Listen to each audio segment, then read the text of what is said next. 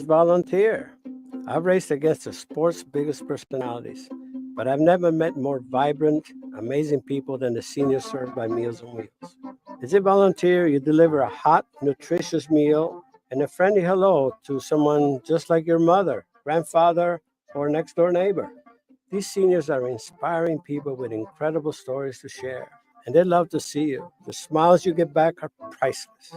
Delivering with Meals on Wheels is easy, and you don't have to drive like me for it to be quick. You can volunteer your lunch break once a week or just once a month. With 1 in 6 seniors facing hunger and many more living in isolation, your lunch break can make a real difference. So, America, let's do lunch. Volunteer your lunch break at americaletsdolunch.org. This message brought to you by Meals on Wheels America and the Ad Council. Okay, Simon, what are you wearing right now? Nothing. That's right. And what do people normally wear? Clothes. Exactly. So now Mommy's going to teach you how to dress yourself. Clothes keep us warm, they look good, and if we go out without them, the neighbors will talk. So it's important to know how to get dressed. Here's how it's done. Underwear always comes first, name tag at the back, then pants, then shirt. Get the first button in the right hole or you have to start all over. If you're wearing a tie, it goes over, round, through, and pull tight. Tuck your shirt into your pants and zip up your flap. Socks going first, then shoes right on right, left on left. With shoelaces, just take the ends, cross them over, switch the loops. The rabbit goes down the hole, pull tight, and you're left with bunny ears. I love bunnies. Good to know. Now remember, spots don't go with stripes, socks don't go with sandals, and if you've tucked in your shirt, wear a belt. Got it? Why are your pants on your head? Most parenting is hard to do in just 2 minutes. But spending just 2 minutes twice a day making sure they brush their teeth is easier and could help save them from a lifetime of tooth pain. For fun 2-minute videos to watch while brushing, visit 2min2x.org. That's 2min2x.org. A message from the Partnership for Healthy Mouths, Healthy Lives, and the Ad Council. So you see, son, good manners are very, very important. Someday, many years from now, when you're a grown-up, you'll be a man. And when you are, you should be a gentleman. Do you want me to go through it one more time? Yes. Yes, please. Yes, please. Exactly. Always say please, thank you, you're welcome, and excuse me. Sit up straight, hold doors open for ladies. If a door's shut, then knock first. Don't burp, don't swear, don't speak with your mouth full, don't reach across people's plates, keep your elbows off the table. What table? And don't interrupt. While we're at it, don't stare, don't use foul language, don't call people names, but do remember people's names. Always share your toys, play nice, and cover your mouth when you cough or sneeze. On the bus, give up your seat to anyone who has trouble standing. Bottom line, treat others the way you'd like to be treated. Got it? Got it. And stop picking your nose. Most parenting is hard to do in just 2 minutes.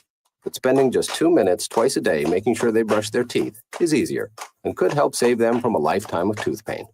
For fun 2-minute videos to watch while brushing, visit 2min2x.org. That's 2min2x.org. A message from the Partnership for Healthy Mouths, Healthy Lives, and the Ad Council. Hey, there he is. How's it going? I'm having a stroke. Are you going to shake my hand or what? I'm having a stroke. Wow, you're not even moving your arm. I'm having a stroke. Are you okay? I'm having a stroke. Your face looks weird too. I'm having a stroke. Are you having a seizure or something? I'm having a stroke. When someone is having a stroke, they may not be able to say it with words, but their body language will tell you loud and clear. I'm having a stroke. You just need to know the sudden signs. Look for FAST, F-A-S-T. F, face drooping. A, arm weakness. Or S, speech difficulty. Then T, time. Time to call 911 immediately, because the sooner they get to the hospital, the sooner they'll get treatment. And that can make a remarkable difference in their recovery. Know the sudden signs. Face, arm, speech, time. Spot a stroke fast. Visit strokeassociation.org. Brought to you by the American Stroke Association and the Ad Council. The average time a resume spends on an HR manager's desk is 7 seconds, and most of them are tossed aside. Now imagine if one of those resumes belonged to Yasmin, who was living in a shelter, juggling 3 jobs. I had to be resilient. That's something that you can't teach.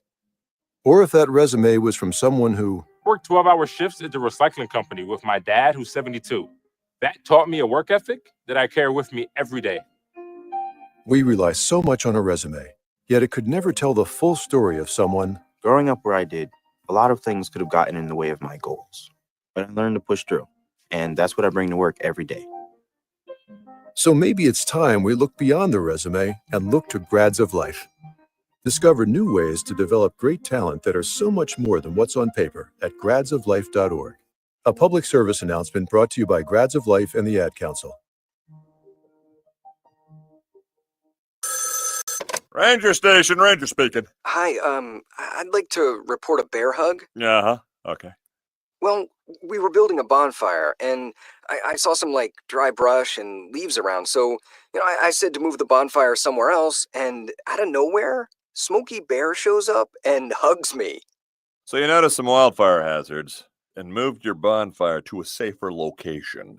Yeah. Yeah, that's Smokey, all right. He likes it when people help prevent wildfires. It hits him close to home. Not everybody gets the hug, my friend. So that's pretty special to get a hug from Smokey Bear. So it was him. Hey, guys, I told you it was Smokey. Okay, well, congratulations, my friend. And thanks for calling. There are many ways to prevent a wildfire. Learn how you can do your part at SmokeyBear.com. Only you can prevent wildfires. Sponsored by the U.S. Forest Service, Ad Council, and your state forester. Hope you enjoyed your meal. And I just want to say, he's lucky to have a brother like you. Lucky? Caring for my brother is far from easy. Waking up every day, lifting him from the bed to the wheelchair to the car to get him to therapy on time. It's no small task between the doctors and the diagnosis, but nothing can disable this love. This is my big brother, my hero. He's part of me, like my arms and legs. So I'll be his. See, there's no time for tired. This starts again tomorrow. He'll be waiting for me. I wake up for him. I know he needs me, but I'm the lucky one. Even though I need help now and then. If you're caring for a loved one, visit aarp.org/caregiving for care guides and community, or call 877-333-5885. Caregiving Resource Center. Support for your strength. Brought to you by AARP and the Ad Council.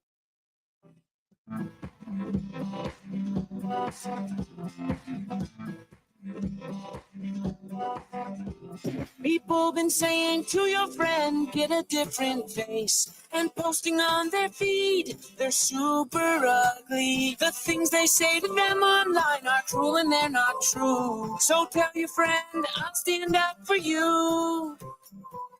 Don't worry, I know what to do. Tell the world I see with an emoji to stop the bullies. Know someone who's being bullied online? Send the witness emoji. It looks like an eye in a speech bubble, and it's in the symbol section near the clocks in your phone. You'll let the world know it isn't cool, and you'll let your friend know you care.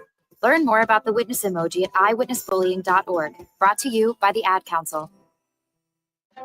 It may be hard to believe, but people just like you are already saving money.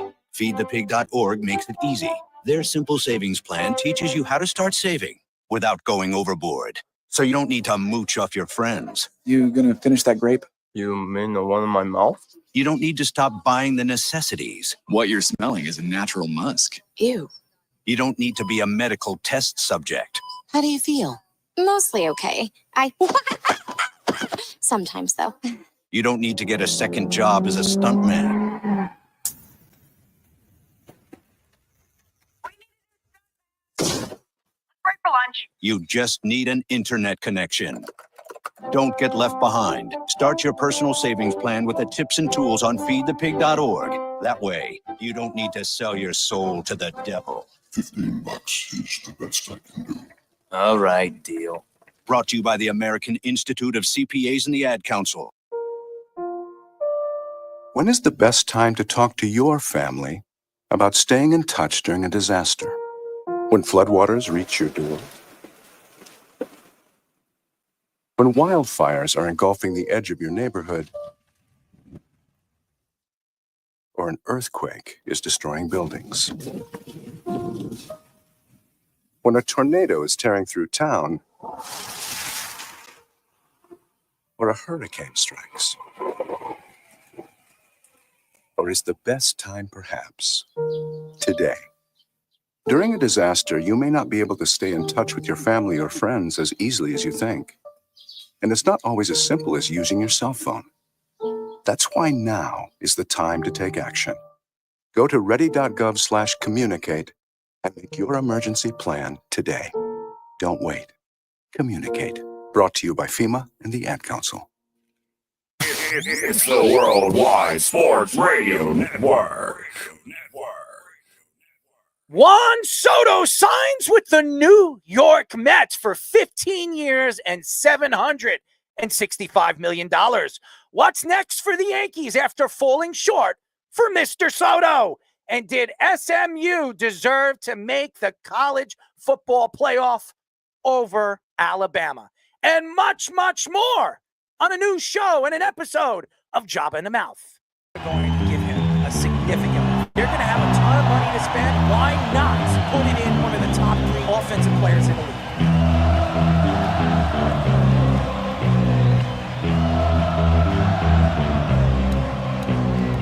We're going to be looking at Aaron Judge and saying that he can't win the big game. Michael Jordan said, I played 82 games. You don't see LeBron doing that. This is a game where you got to go perform. I told you, Giant fans, and Saquon Barkley, at this point, I'm gonna fight him all. A 7-nation army couldn't hold me back. They're gonna rip it off. Take it down. Say whatever you want about Patrick Mahomes. He's the best quarterback in the NFL. Really? And I'm talking to myself at night because I can't forget. And back and forth through my mind behind a cigarette. And the nation's coming from my eyes. They never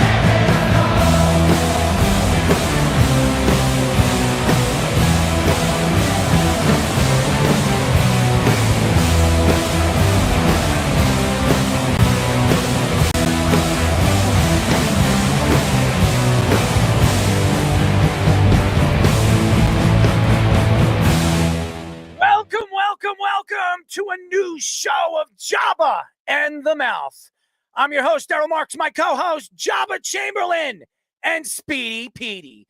Remember, you can call us at 631-672-3108 is the number to call. Go to our website at www.worldwidesportsradio.com. Check out all our shows, including Jabba and the Mouth, every single Mondays and Wednesdays at 7:30 p.m. All you have to do to tune in and check out our local listings for all our shows is go to our website at www.worldwidesportsradio.com. Well, ladies and gentlemen, it is an interesting week. It's raining and it's 50 degrees. We went from 30 degrees to 20 degrees to even in the teens, and now we're at 50 and it's pouring rain here in New York. Jabba, what's up, man?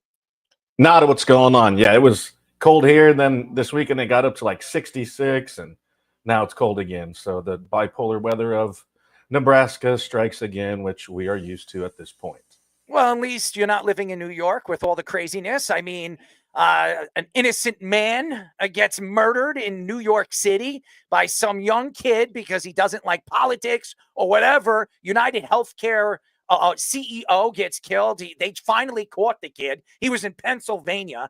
I mean, there's so much craziness going on in the world. And to get away and just talk about sports and get away from all this crazy rubbish nut jobs around the world. This is why we do this. And Speedy, what's up, man? Yeah, the sports was the big thing for this weekend. I thought the Rangers stuff would be the biggest thing on Friday when I saw they finally got rid of Jacob Trouba, and then they paid Igor Shesterkin. I'm sure, Java, you got your thoughts on that too. But then there's a bigger signing that happened yesterday, which Fish actually texted me right at when I was walking my grandmother's dog outside. Josh texted me 2 minutes later, and the Mets made the big move. They did. And I know a lot of Yankee fans are upset about it all over social media. I think there's a lot of good and some bad on why Juan Soto is no longer a New York Yankee. There's a lot to get into. We're going to spend a lot of this show talking about Juan Soto heading to the Mets, and in just a few moments we'll get into it. At 9:30, we'll be talking to former Ravens and Falcons All-Pro fullback Ovie Mughelli. He will be joining us. He is fantastic. This guy was an all-pro player, one of the better fullbacks of the early 2000s. He really was a center of attraction when it came to the Ravens. His personality, I mean, everything about him.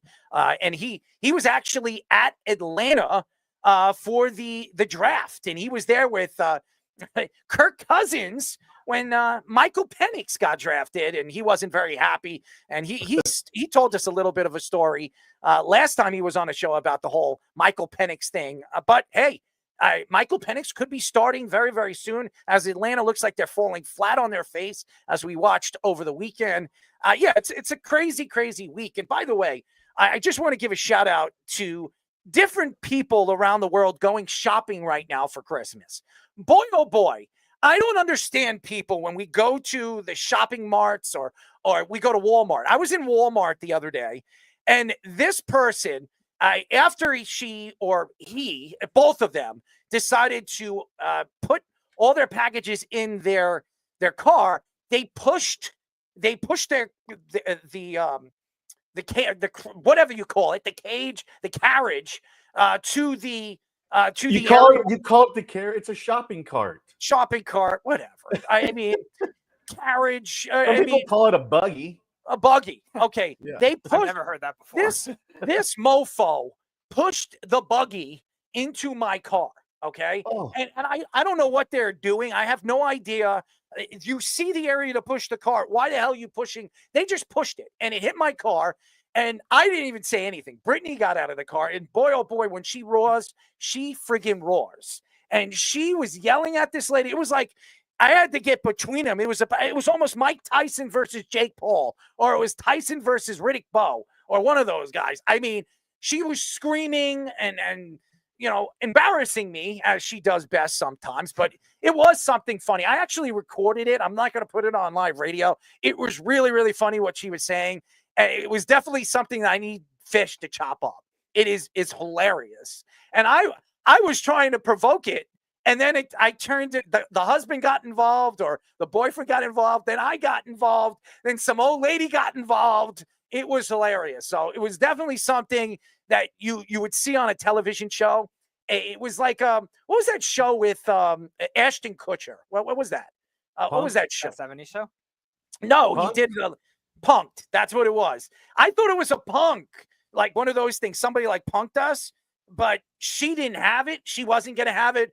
She had no sleep, and she just let them have it. And it was fun. I actually enjoyed it. I laughed about it. And then we went to get some pizza. So that was good. I mean, we had some good pizza. So I hate that is one of my biggest pet peeves when you're at like the grocery store or whatever. Like, and people just leave their cart right there. There's a dude that actually, I think he has his own YouTube channel, and like he literally goes around the parking lots and like puts stickers, and he calls himself like the shopping cart police. It's hilarious. But I'm like, you see it right here. You can't walk, 40 feet to put and just leave it, and then you take up a parking spot or something. I can't. It annoys the crap out of me. I'm like, they have these things for a reason, and it makes the guys that have to get the carts like their job easier, and yet you're too lazy to walk 50 feet to and from. Then, or if they nick your car, they I had that happen. Car. I know they put a dent in my car, and my car has got it's not done brand new. It's a 2013 Chrysler 200S, but it's in mint condition. I take care of it. Brittany was the one that got out of the car. It wasn't even me. I said, let's just get out of here. I'm not in the mood. She gets out. She's screaming. I mean, on the top of her lungs, and everybody around us, the whole area, just everybody wanted to see like no holds barred. It happened and I'm telling you right now, it's something I didn't tell you guys yesterday in the meeting because I wanted to talk about it on the show. Brittany is a nut. She is crazy. You do not want to get on her bad side. She'll rip your friggin' head off. And boy, oh boy, that lady, I'm sure will never do that again. I'm telling you right now. By the way, our executive producer, I want to give a lot of credit to our executive producer, Mr. Aaron Fishman. He is fantastic. All the work that he does and puts into the show. So thank you to him. I didn't get a chance to do that. Tommy Scoops for our Sports Minute. I didn't add him for all the great stuff that he puts out there, the content. And Owen. Yes, Owen the Tick, ladies and gentlemen. He's going to be doing, obviously, Tic-Tac-No tonight. He puts a lot of content, helps us with the content, and all our interns, Manny and Matthew, thank you, obviously, as well. But we definitely got to get into this story. Everybody, all the Met fans out there want to hear a little bit of our take on this big story that happened right after our meeting at about 11 o'clock at night here, Eastern Standard Time. Jeff Passan reports that the Mets have signed Juan Soto to a 15-year, $765 million contract, the largest deal in professional sports history. The contract is $51 million per year and does not have any deferred money, which we expected. The deal also includes a signing bonus of $75 million and an opt-out after 5 years and a full no-trade clause. MLB.com's Anthony Tacoma reports that the Mets can avoid the opt-out by increasing the rest of the deal to be worth about $55 million per year. In that scenario, the deal would increase to a total of $53.66 million per year and an $805 million total earnings. The Mets will be over the first luxury tax threshold by $11 million and are expected to be in 2026 as well, the last year of the collective bargaining agreement. Steve Cohen, since buying the Mets in 2020, has now spent about $1.6 billion on players. And by the way, just so all the Met fans out there, and they love it because they have a guy that actually is digging in his pockets and spending money behind the whole, what do we call them? The coupons. Yep. This is an organization now that's going to dig deep into his pockets. And we all know Steve Cohen yearly makes between $1 and $1.5 billion on what he does in the stock market. Listen, Steve Cohen was out, and he was out for blood this offseason. He needed to add that superstar player. He was out there looking to make a move for Juan Soto, and he got his man. He definitely got his man. I told everybody before the season even started with the Yankees, when everybody asked me, where do you think Juan Soto is going to go in the offseason? I didn't think the Yankees were going to pull the trigger. Now, there were stories coming out, as Jeff Passan said, that he believes the Yankees offered 16 years worth about $787 million. I don't believe that, okay? Obviously, it's a story. It's a rumor. We'll never know the truth. I never thought Juan Soto was going to be a New York Yankee. And there's a lot of reasons why. And one of the main reasons is Francisco Lindor. Francisco Lindor has a very close relationship with Juan Soto. He trains with Juan Soto in the offseason. There were stories coming out that after the season, Francisco Lindor went to Steve Cohen, went to Stearns, and asked him and told him, get this deal done. Get my guy here so we can create a superstar team and a superstar lineup. I think that this team is now built to win. Now, we all know what the Dodgers are. We see what they added. They added Snell now with deferred money. This is a great rotation. Now that Ohtani's going to be a part of that rotation, I mean, the Dodgers are still the best team in the National League. There's no question. But we all expected Juan Soto to get over $700 million. I expected Juan Soto to break Ohtani's number. I did. It's still not what Ohtani should be making, and that's, I think, around $70 million after, 2035. That's what Ohtani's going to be making a year. But it's still more money that Ohtani, guaranteed money that Ohtani wasn't going to get. I do love the fact that the Mets went after their guy. That's something that the Wilpons did not do all those years. And when they did, they absolutely fall flat on their faces. Now, does Juan Soto give them the best chance to win? 100%. We saw what he did with the Yankees against Cleveland, that game-winning 3-run home run against Cleveland. We all know what Juan Soto could do. The guy barely strikes out, but he is a hitter. He is not a pitcher. Now, the Mets added, me and Jabba were talking about it, obviously, Holmes in the this offseason. Clay Holmes is no longer a relief pitcher like he was with the Yankees. He's a starter. I'm not saying they overpaid for him, but I don't think he's a starter. They added Montas. We know what Frankie Montas is. We saw him with the Yankees. He was with Milwaukee last year. He pitched okay. He hasn't been the same pitcher when he came from the Oakland Athletics. I think they overpaid him. I just think that the Mets are going all in on this. And I know Met fans are sitting here, and you should be happy. All you Met fans out there, you should be excited. You got one of the top 5 players in baseball. And what Lindor did last year, this guy was an MVP candidate, top 3. So you got 2 guys that can absolutely lead you to where you want to be. But the Mets, for years, ladies and gentlemen, has added big-time superstars. And when they go to the Mets, just like the Jets, they fall flat on their face. And I'm not saying Juan Soto is going to do that. But I know Yankee fans. Now, going to the Yankees thing, the Yankees position, this is good for the Yankees. And I'm going to tell you why it's good for the Yankees. The Yankees are strapped with Giancarlo Stanton, Garrett Cole, and now Aaron Judge for the next, I would say, Giancarlo Stanton, I think, has 4 more years left on his contract. You have Garrett Cole, who has 5, and now you have Aaron Judge, who has, I think, about 7.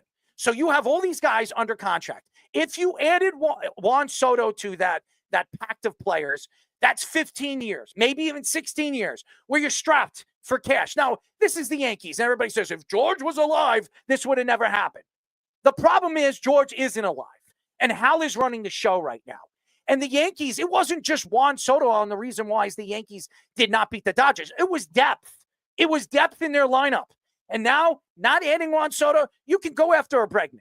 You could go after guys like that. You have an option now where you can add 3 players or maybe even a pitcher and 3 players offensively to that lineup that can give you what Juan Soto is going to give you. And you could probably save a significant amount of money yearly by doing that. So I know Yankee fans are not happy that they lost out on Juan Soto and one of the best players in baseball, but it does benefit the Yankees moving forward where they can spread out the wealth and make this team more more all heavy all around with their lineup instead of top heavy with the Yankees have been for years over the last 20 years as far as their lineup is concerned. $765 million. I never thought that would ever get to that point. I thought 700 last year was going to be a lot for Ohtani. I was thinking he was going to get more in the 600 range, and he ended up getting 700. But he's a two-way player, and like you said, Soto's just a hitter. I never would have expected it to get 765. But when I saw the reports of 715 to 735, it made me believe, yeah, he's going to be a Met. The Mets are the only one that's going to inflict that kind of bidding war.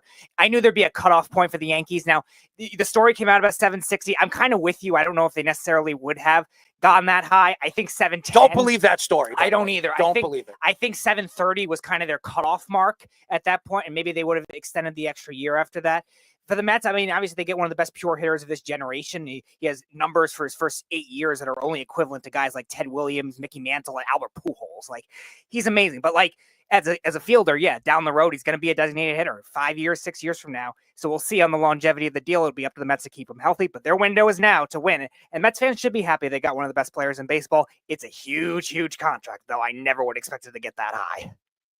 Yeah, you see, and now everybody's kind of just licking their lips when they are going to come into free agency and obviously setting the bar. Obviously, there's not too many Juan Sotos of the world, but you know, obviously, age coming to be a huge factor in it.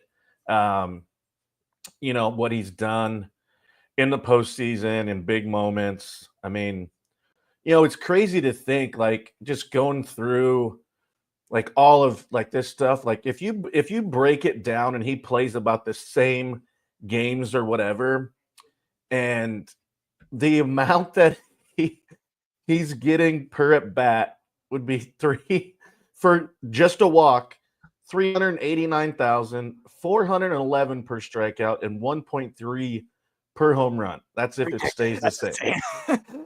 And you know what's even crazier? So the average game was a little under 2 hours and 40 minutes, right? And pace of play numbers. Never thought that would come into this discussion. He's making $121,000 an hour. That's $2,000 a minute and $34 a second.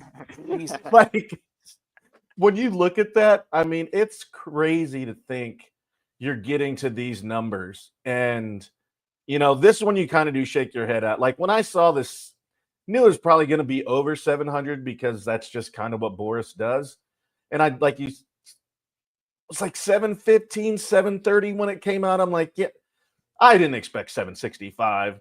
I mean, it's crazy. But you know what? Kudos to them for saying, I don't care what it takes. We're going to get it done. And you know, as a player, if you like, we've talked about it before, it starts from the top to the bottom. Mm-hmm. If your owner's going to sell out to get a guy like this and be like, any means necessary, I don't care. You can come back and forth, do all your stuff, but in the end, I'm going to win.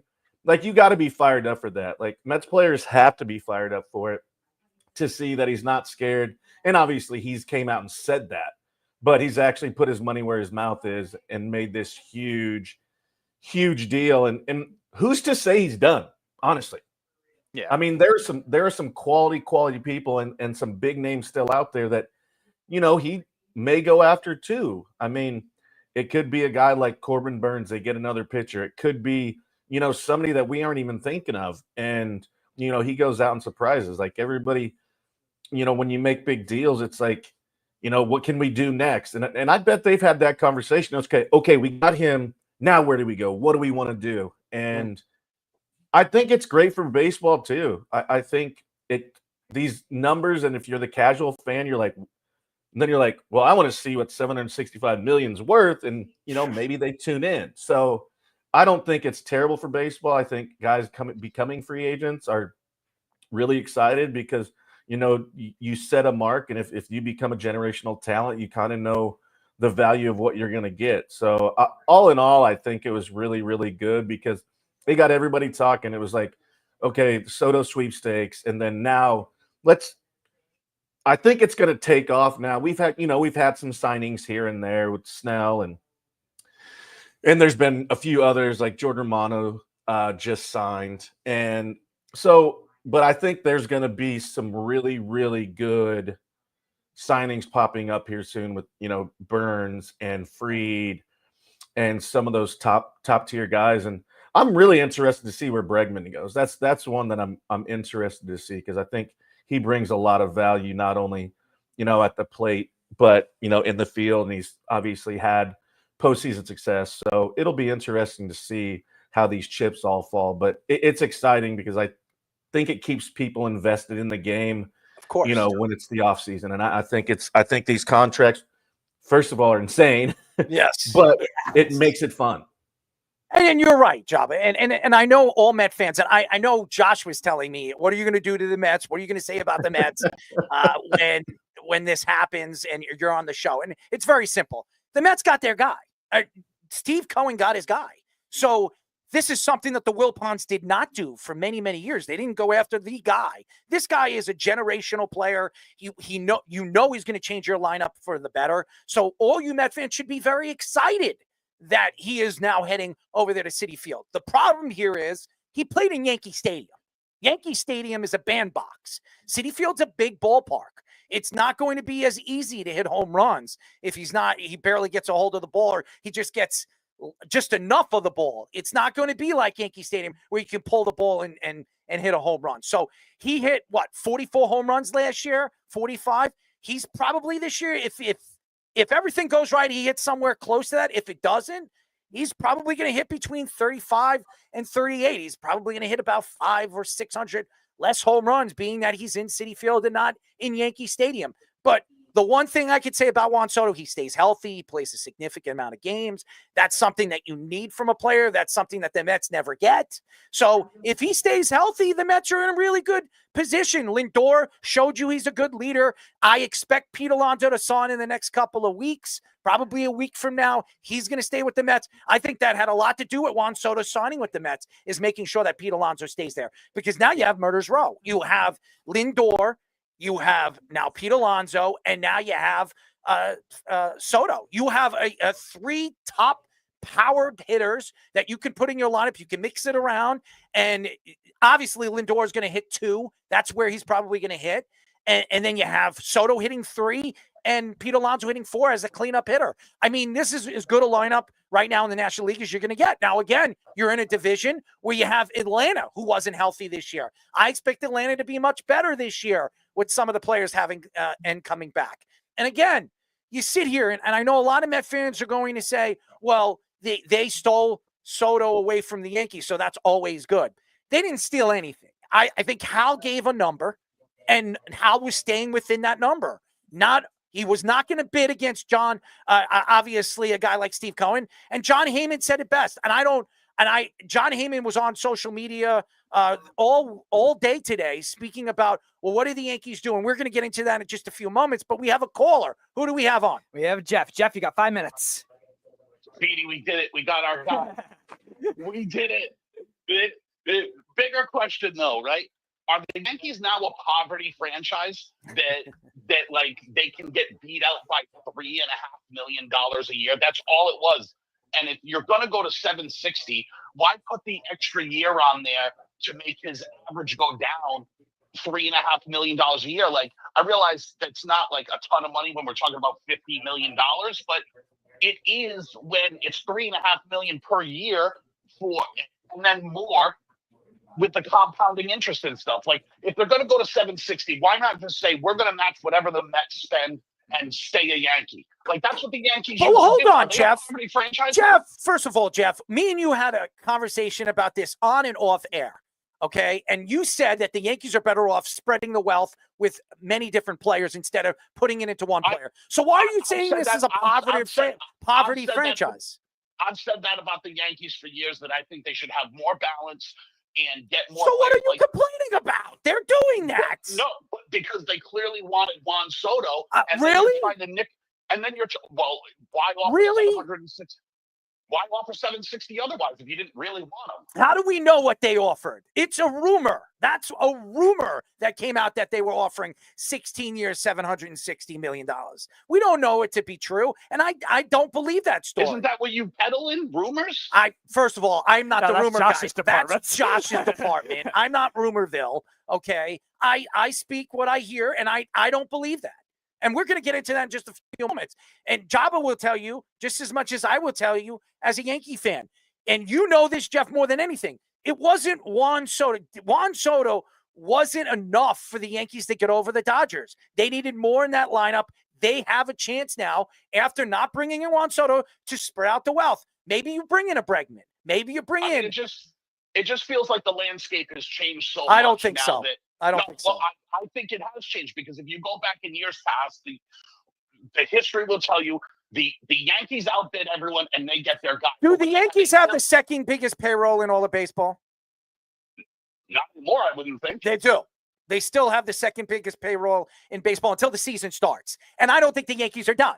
So if you think the Yankees are just going to sit here and just say, hey, you know what? Juan Soto's gone. Holmes is gone. Sayonara. We're going to go with the team that we have this year. There's no way. Right, but the Mets payroll, even just signing Soto, is only $12 million higher than the Yankees right now. It's not over. But here's how the landscape for me has changed. Before, the Yankees had $1 billion infield when they had Teixeira, Posada, A-Rod, Jeter. If they wanted a guy, they went and spent, and they went and got him.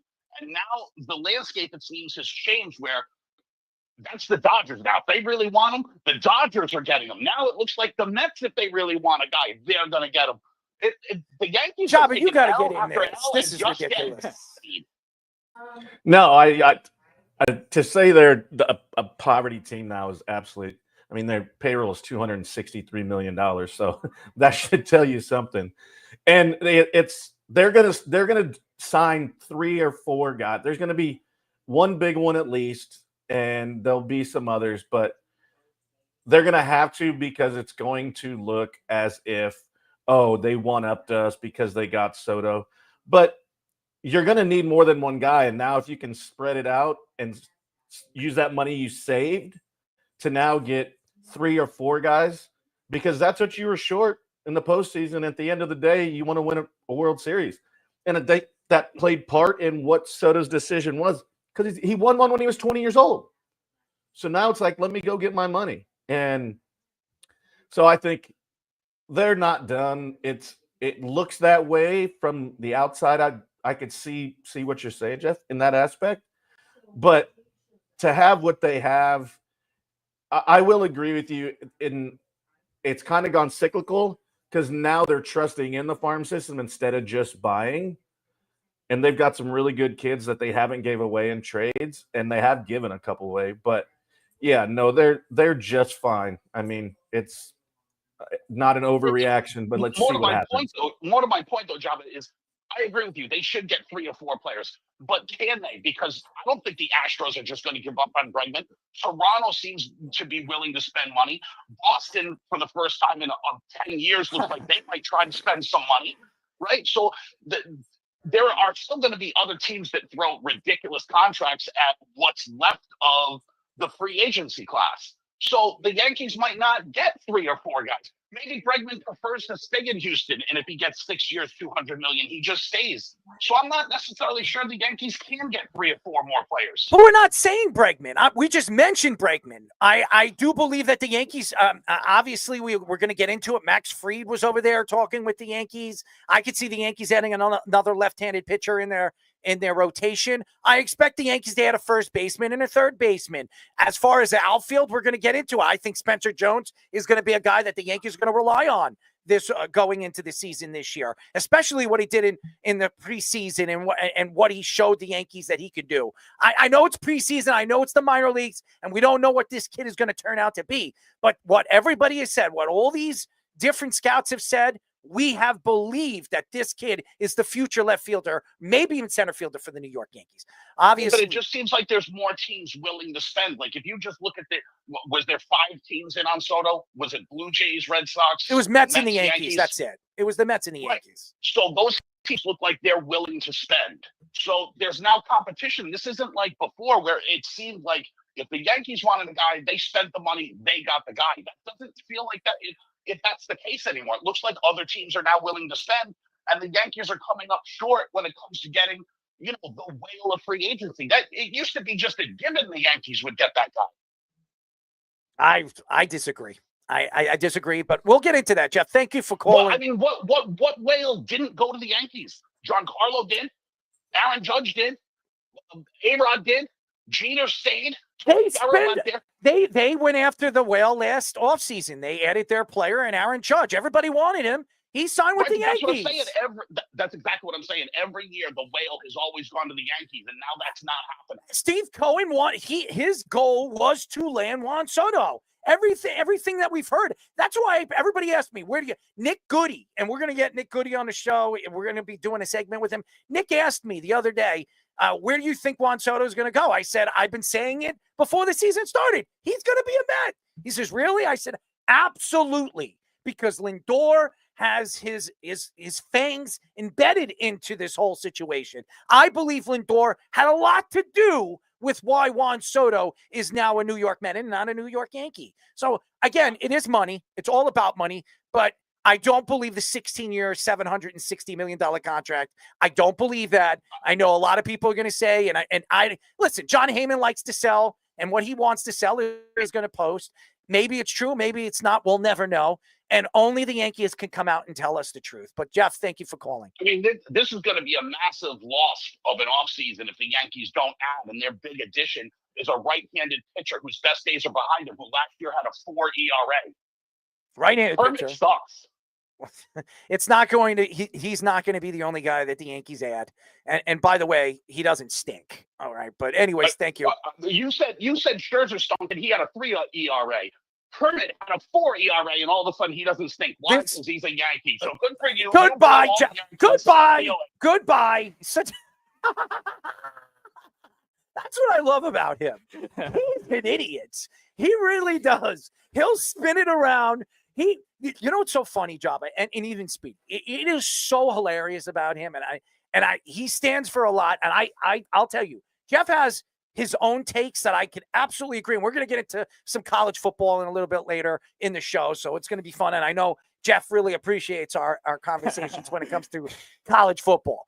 But you know what's so funny? Me and him spoke about this just a few weeks ago, and he said if the Yankees bring in and sign Juan Soto, it's a big mistake because the Yankees need more than Juan Soto. Now, all of a sudden, Juan Soto goes to the Mets, and then the Yankees are done. They're not making any moves. The what does he call it? The blue whale, the white whale is gone. Yep. I mean, the whale has sunk, okay? The bridge has fallen for the New York Yankees. I'll say this because Josh is in the comment section too. I think the last time Jeff called Josh's show, he said the same thing. Like, why would he go after one when he go after 4 players?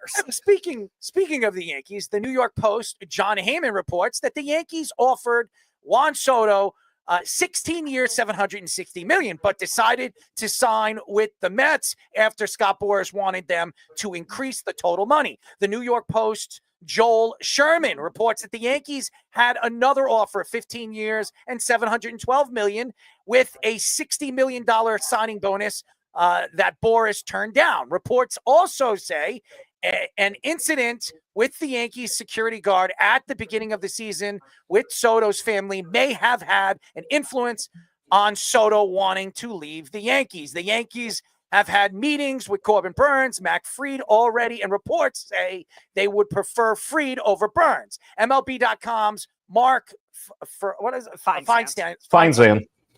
Reports that the Yankees are expected to make a strong push for Christian Walker, which we spoke about, to play first base, but also have interest in Cody Bellinger, which I know Jabba wants, and Pete Alonso. He also mentioned that Alex Bregman as a name that the Yankees will have interest in, and with Nolan Arenado as a potential trade candidate as well. The Yankees currently have $41.8 million to spend before they hit the first layer of luxury tax limit. I'm going to tell you this right now. The Yankees are going to make a significant amount of moves. It's not going to be one. It's not going to be two. I could see the Yankees making 3 or 4. Now, Max Fried seems like the guy that the Yankees are definitely gunning for, and I think they're going to get their guy. The Yankees, everybody says that the Yankees didn't get their guy, Juan Soto. How do we know what the Yankees offered for Juan Soto? I think the Yankees, and I believe Hal Steinbrenner believed, there was no chance in hell. They made their push, and Scott Boras said, listen, we're going to the Mets. We're gonna jack up the price for the Mets and make the Mets open up their pockets and Steve Cohen open up his pockets. And he did. But I do believe that the Yankees' plan was to spread out the wealth. Now, if it's Corbin Burns, Max Fried, I don't know where they go in the pitching. I do think they're going to add a pitcher. There's no question that they will. And I expect that if Marcus Stroman comes back, I don't know if he will or the Yankees are going to bring him back. I expect the Yankees to move Marcus Stroman in the bullpen. That's where I think Marcus Stroman is going to be moving forward in his career. I don't think he's a starting pitcher anymore. And now that they lost a guy like Holmes, I could see the Yankees doing that. Loizaga is going to be gone. The Yankees are going to need to add certain pitchers in the bullpen to help out. Cody Bellinger is a guy I know Jabba really likes. And Cody Bellinger is a guy that has, over the years, he's won an MVP with the Dodgers. He went to the Cubs. This guy is a pretty good defender no matter where he plays, outfield or first base, but he adds a big bat, short porch, likes to pull the ball. I could see Cody going there, but I think it's Christian Walker where I think the Yankees go. I think Christian Walker is a guy that the Yankees like. He's a good team player. He's got a tremendous amount of power in Yankee Stadium. I think he can hit 35 to 40 home runs. If he does that, what are you losing out of Juan Soto, losing his bat? And Spencer Jones is a guy that the Yankees absolutely love. Now, where does Aaron Judge play next year? Does he play center field? Does he play left field? Does he play right field? There's a lot of questions on where he's going to play. To me, I think Dominguez is going to play center field if he stays healthy next year. And I expect Aaron Judge to play right field and Spencer Jones one way or another, maybe not in the beginning of the season, but maybe 3-4 weeks down the road. I expect Spencer Jones to be the starting left fielder for the New York Yankees. Alex Bregman's an interesting story, and I agree with you, Jeff. I think he goes back to Houston. The Yankees will make a push. I think the Blue Jays will make a push. I think there will be a lot of teams making a push for Alex Bregman. Nolan Arenado makes a lot of sense for the Yankees. The Yankees love Nolan Arenado. They wanted to make a move. They tried to trade for him years ago coming from Colorado. He winded up getting traded to St. Louis. It didn't work out in St. Louis because of injuries. Nolan Arenado is at the, 2 years left of his contract, 3 years. I think he's an affordable contract for the New York Yankees. And I think he's a guy that is still a great defender. He's not going to give you as much power at third base. But if he gives you 25, 24 home runs in a short porch and gives you about 70 to 80 RBIs, I think the Yankees wouldn't mind a guy like Nolan Arenado in that lineup. Yeah, you mentioned Judge playing center field is something that I've always, when they signed him that 9-year deal, they always had to be cautious of it, and especially after they had that toe injury last year, even more cautious of what he does in the outfield. Now, obviously, he was playing right field when the toe injury happened, but you play center field more, you get more wear and tear, and maybe somebody like Cody Bellinger makes a lot of sense for that kind of thing, being he's really the only big hitting center fielder in this free agency market. When you look at these other outfielders like Santander, guys like that are good hitting outfielders, but not good defensive outfielders, you have a lot of those same types of guys already. And Spencer Jones, whenever he does come up, is going to be thought of that same kind of way. The same way Judge was when he was a youngster too. There were some questions with his defense. He had a great arm. but did he have the range? As far as the infield, that's where I think the Yankees are going to prioritize first, because between Walker, Arenado, the names make sense for the corner infield spots, and you can get them on good contracts now. And I think the Yankees have a lot of leeway to make that kind of thing work. And one starting pitcher, I think Fried or Burns, makes a lot of sense. Yeah, I mean, I was just going through and kind of looking at age deals and if that's going to play a part, which I think it does. It does play a part in some way, shape, or form. I do think they focus on the two biggest things. I mean, is obviously getting either Fried or Burns. Fried's 30 and he's going to play. His injury, obviously, he's had a little bit injury problem that way. His postseason hasn't been the greatest. Love his arm. I mean, competitor. And they're the same age in Burns, but Burns, we've seen what he's done in the postseason, and obviously, that's what you want to do is get to the postseason and win. And then, so I love Christian Walker. You can get him on. I mean, he's 33 years old, and Very I just underrated think for a while, yeah. Yeah, I mean, and it was, he's not a household name, and if you don't know it, and obviously breaking out when the Diamondbacks were actually good, I mean, helped his cause. Let's be perfectly honest, right place at right time.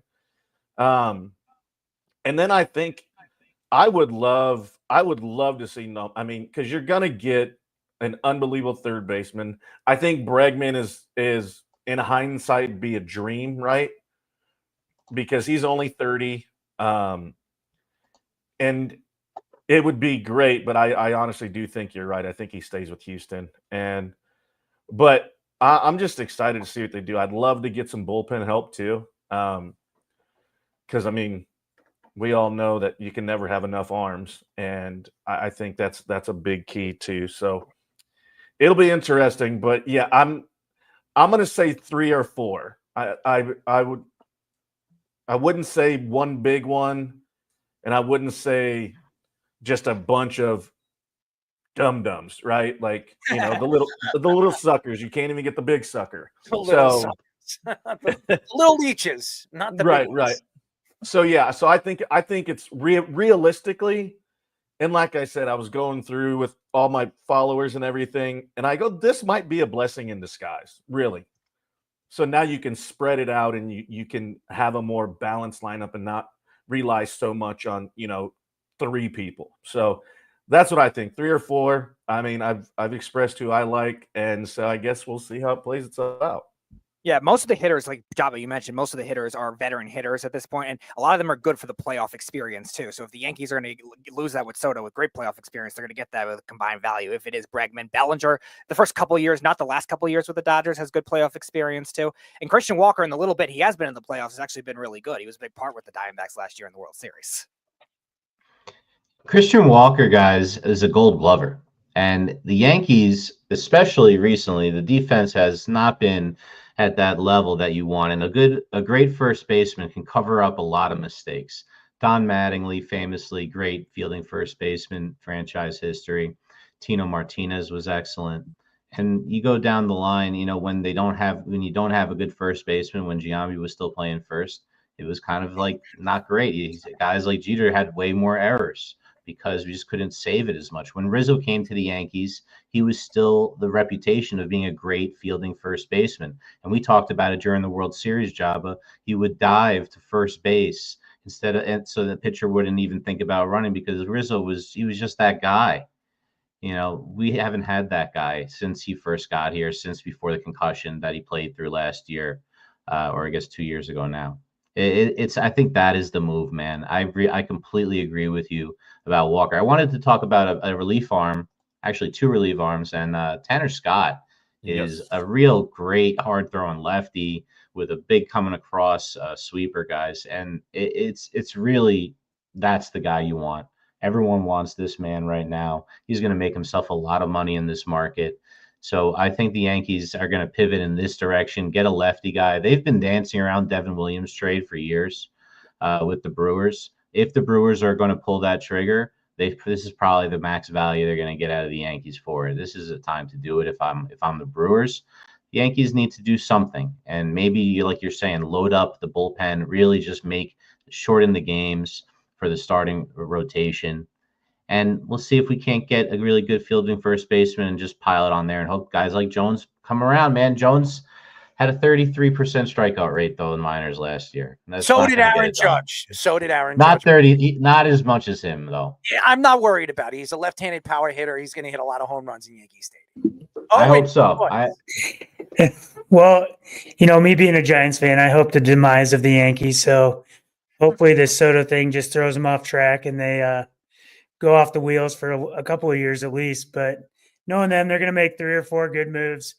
I don't think Bregman's off the table, honestly. I think they need to get a good first baseman and a good third baseman to really shore up that infield. I mean, if I were them, I would move Judge to a DH with his injuries of his feet. And obviously, he didn't make any errors in the season, but the one error he did make in the playoffs is the biggest one. So that's going to be on his mind, I think, going forward. Let him focus on his bat, get some relief pitchers, and shore up that infield, and call it a day. They just Bleacher Report just came. You mentioned Devin Williams. Bleacher Report just came out a few hours ago that now the Dodgers are in on him. So I was like, of course they are. Yeah, right. I was just like, really? I might as well. Okay. Do you at this point, would you call, like, how they've talked in basketball about a super team? Would you call them that? Oh, they're a super team. They were a super team last year. I just Glass now couldn't stay healthy, which I expect that to happen. I think Snell won't stay healthy all season long. And that's why the Mets still have a chance. I do believe the Mets are still in that area with Philadelphia, where if everything goes right, if the Mets make 1 or 2 more moves, and I expect the Mets to make another move, maybe 2 more moves, not just Pete Alonso. I think the Mets can make a significant move to add maybe another bat. I've been talking about Gleyber Torres. Now McNeil could be trade bait. If they trade McNeil, I know that Juan Soto and Gleyber Torres are very close. They're very good friends. And Lindor and Gleyber Torres are also very good friends. So you add Gleyber Torres to that lineup, and I wouldn't be surprised if you hear that there are stories coming out that the Mets are going to make a move for a guy like Gleyber Torres. You could put him at second base. Now you solidify your infield, and you get your 2 guys from the New York Yankees. So I expect something. The Mets are not done. I clearly they're not done. Steve Cohen doesn't care about money. We all know that because he spent $1.6 billion in 5 years. It's ridiculous. When you look at these numbers, it's mind-boggling. I look at teams and what the Mets. Just think, Steve Cohen spent how much for the New York Mets? $1.6 billion total. How much did he buy the Mets for from the Wilpons? What did he spend? How much did he spend for the Wilpons? I think it was, like, if I'm not mistaken, $6 billion or $5 billion. It was 6.05 or something like that billion. So just think this. Think of this number.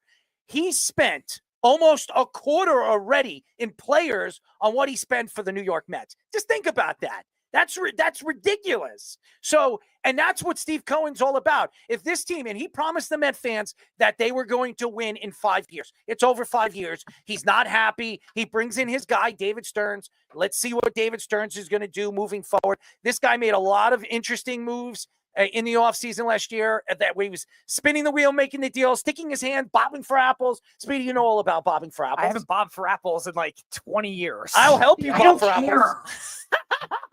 I'm not doubting your skill with bobbing for apples. I'm just saying I haven't done it. I mean, enjoy. How many apples did you pull out when you were bobbing for apples? 2, I think. Even I don't remember. It was in middle school at a Halloween party. Really? It was at a Halloween party. Interesting. That was probably the last time I remember bobbing for apples. Disturbing behavior. I just hope they were going to bob for apples outside the Mets home run apple when Juan Soto gets 40 home runs. Well, that's definitely a push for the New York Mets. You want to get 40 home runs from Juan Soto. But I don't think the Mets are done. But for anybody like Jeff, for anybody out there, Jobber, you know this, Owen, you know this, Fish, you know this, the Yankees are sitting here, and I know every single Yankee fan thinks that they lost. This is a losing offseason. I expect in the next week the Yankees to make not 1, but 2 big moves. I expect it. This is no way. There's no way before Christmas Hal Steinbrenner is going to sit there and say, oh, we lost a big bomber. We're not getting anything. He is going to make a move that nobody expects. I could see a trade that nobody expects the Yankees to do where they're going to add not one, but 2 players and free agents. And they're going to say, well, Soto, so long, kiss our asses. We just brought in these 2 guys. So I don't know. I'm not John Heyman making up stories or Feinstein or whoever it is, John Sherman or some butt licker on some baseball magazine. I am telling you that the Yankees are not going to sit here and say, well, you know what I'm going to do? I'm just going to say sayonara to Juan Soto, and we're going to go into the season with what we have. That is not the Yankees way. That is not the Steinbrenner way. And best believe they're not going to sit here like Owen said, I'm just waiting for their demise.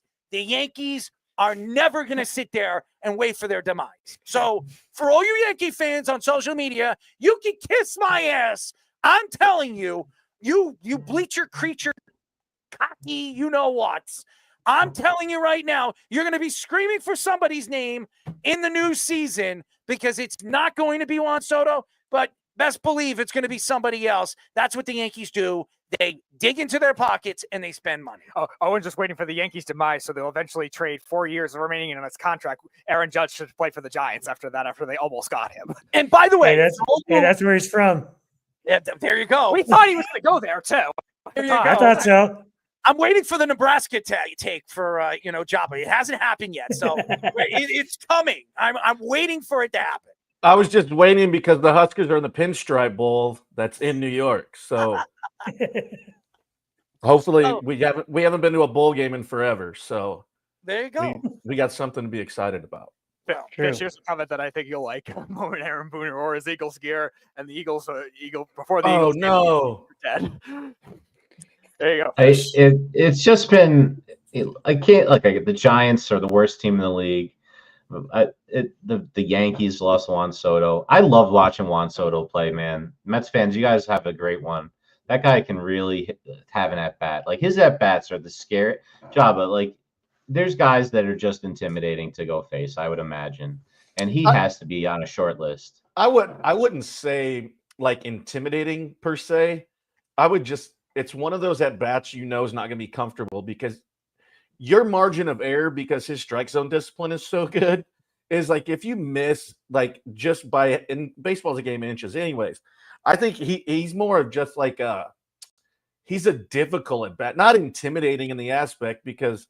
Yeah, he's going to get his homers and do that, but it's just the fact that it's just not going to be an easy at bat. He doesn't swing early in counts. He doesn't swing at bad pitches rarely. I think he was in the top 3 of pitches swung at outside the zone this year. And so it's just those ones and then there's 3 type of at bats. The uncomfortable ones where you're like, I don't know what to do here. Then there's the one you're like, I'm never going to get this guy out. I've thrown him everything. And then there's the one is like, I could throw this underhand, and for some reason he can't hit it. Those are like 3 at-bats that you have, and we all can name one of them. But he would be a very, very uncomfortable at-bat just because you have to be perfect. Perfection. As for all you Yankees fans sitting here today saying, well, they're not perfect. They didn't make a move for Juan Soto, so it's over. The Yankees are done. Let's seal the deal. Let's take those envelopes and lick them and send them in the mail and say sayonara. The Yankees are done. The Yankees aren't done. I'm telling you guys right now, expect it. There's going to be a trade. I'm telling you, and it's not going to be for an old man like Nolan Arenado. I'm telling you right now, Brian Cashman sitting here today he wasn't happy that Juan Soto went to the Mets, but he's saying, okay, we got a plan B. We got a B minus. We got a B third, B2. We got everything. We're going to make a move where people are unexpecting it and not expecting it. And we're going to slam this just like John Morant claimed he wasn't going to do, which we'll get into that in just a few moments. So this is all about, baseball is all about who's going to spend the most money. Well, guess what? For all the Yankee fans out there, Yankees don't have, the Mets have, surpassed the Yankees 11 million, but that's not going to last that long because I expect the Yankees to spend at least $50 or $60 million this offseason to get the guys that they need to move forward. They're not winning with the team they have. No. And Yankee fans are not going to be happy or satisfied with the team that they have set forth. And by the way, Jazz Chisholm is moving to second base, which is his natural position. So I think Yankee fans, even though I'm not a Chisholm fan, he's a Chisholm. He's a Chizzer. But he is going to head to second base, and that'll be a good position for him. Let's hope he doesn't do a Chuck Knobloch. That's something that I don't want to see. But so what do you do with Caleb Durbin then? That's a good question. I'm interested to see how the Yankees are going to use him. So he hit over 310 in the fall league this year. Yeah, it's going to be very interesting. But the Yankees always they need bench help, and I expect the Yankees. And he can play all the infield positions too. Yeah. So I think that good does help. Play, yes, and you're right. And again, I expect to see Spencer Jones too sometime this year as well. The Yankees are. Say whatever you want, and we don't know what these guys are going to be in their farm system and coming up to the majors. But we said that about Aaron Judge. We said that about Severino. We said that about a lot of guys. There are guys that fall short, and then there are guys that become superstars. And we don't even know what Jason Dominguez is. Jason Dominguez needs to stay healthy for at least 100 games so we know what this guy could do at bat. If Jason Dominguez stays healthy, I expect Jason Dominguez to give you he's a 5-tool player. He's a defensive player. Now, he might not be as good defensively as what we thought he was going to be, but he's got a tremendous arm in the outfield, and this guy can hit. He's a left-handed power hitter. He's a right-handed power hitter, and he can hit for average. So that's why they call him the alien. So we'll see if the alien gets that alien, twizzle. What is Isn't it the Martian? Isn't the it Martian? The Martian, the alien, the Martian. They're all the same. I mean, seriously. They're green. They're goblins. Whatever. Let's call them the Green Goblin. All right. I like that. But how do you get it? I knew we were in trouble at the get-go when you get a nickname before you even have done anything in the big leagues. It happens. I know, but most don't keep up to it. Yeah, well, what would be Fish's nickname if he came up to the big leagues? I mean, not just Fish. Let's take away his last name. What would we call Fish if he was coming up to the big leagues? Ooh, let's think on that one. All right, well, let's come back. Let's come back to it. Anyways, before we go to our break, we got something very, very special, and we do this every single week, every Monday, as we call this the golf clap of the day. Golf clap. Golf clap. Ladies and gentlemen, our golf clap of the day, as we are going to do it, as we do this every single week, our golf clap goes to the great and powerful Ja Morant. As Ja Morant told us or said on social media, he will not jam the ball for the rest of the season. He needs to save his legs and his knees for the playoffs. He doesn't want to get hurt. Well, ladies and gentlemen, he lied again. As Ja Morant over the weekend against the Boston Celtics, the Boston Celtics does a reverse tomahawk. What do they call that? The pump backhanded, there it is, jam right there, and lies to everybody as he, listen, Ja Morant is a sensational, high-flying, game-changing player, but first of all, this guy is a crazy lunatic. He likes to carry around his gun, and hopefully he keeps his gun in his pants. Yeah. And I'm not talking about that kind of gun, but nevertheless, Speedy, you know what I'm talking about, right? No, I don't hang out with Ja Morant in any of his facilities that he's gotten caught in. But nevertheless, Ja Morant was never going to hold out on jamming the ball. I expect a lot more jams. I would expect at least 50 to 60 more jams before the season's end. This guy, his game is all about power, athletic jamming. That's what he does. He's like, what do they call it? NBA Jam. Remember that game, NBA Jam? That's what he was. I mean, remember when he gets on fire and he just jumps? He's on fire. He's on fire. That's who he is. That's who he is. He is what you call a bull effing, artist. That's what he is. He is a liar. And this guy is going to continue doing what he does best.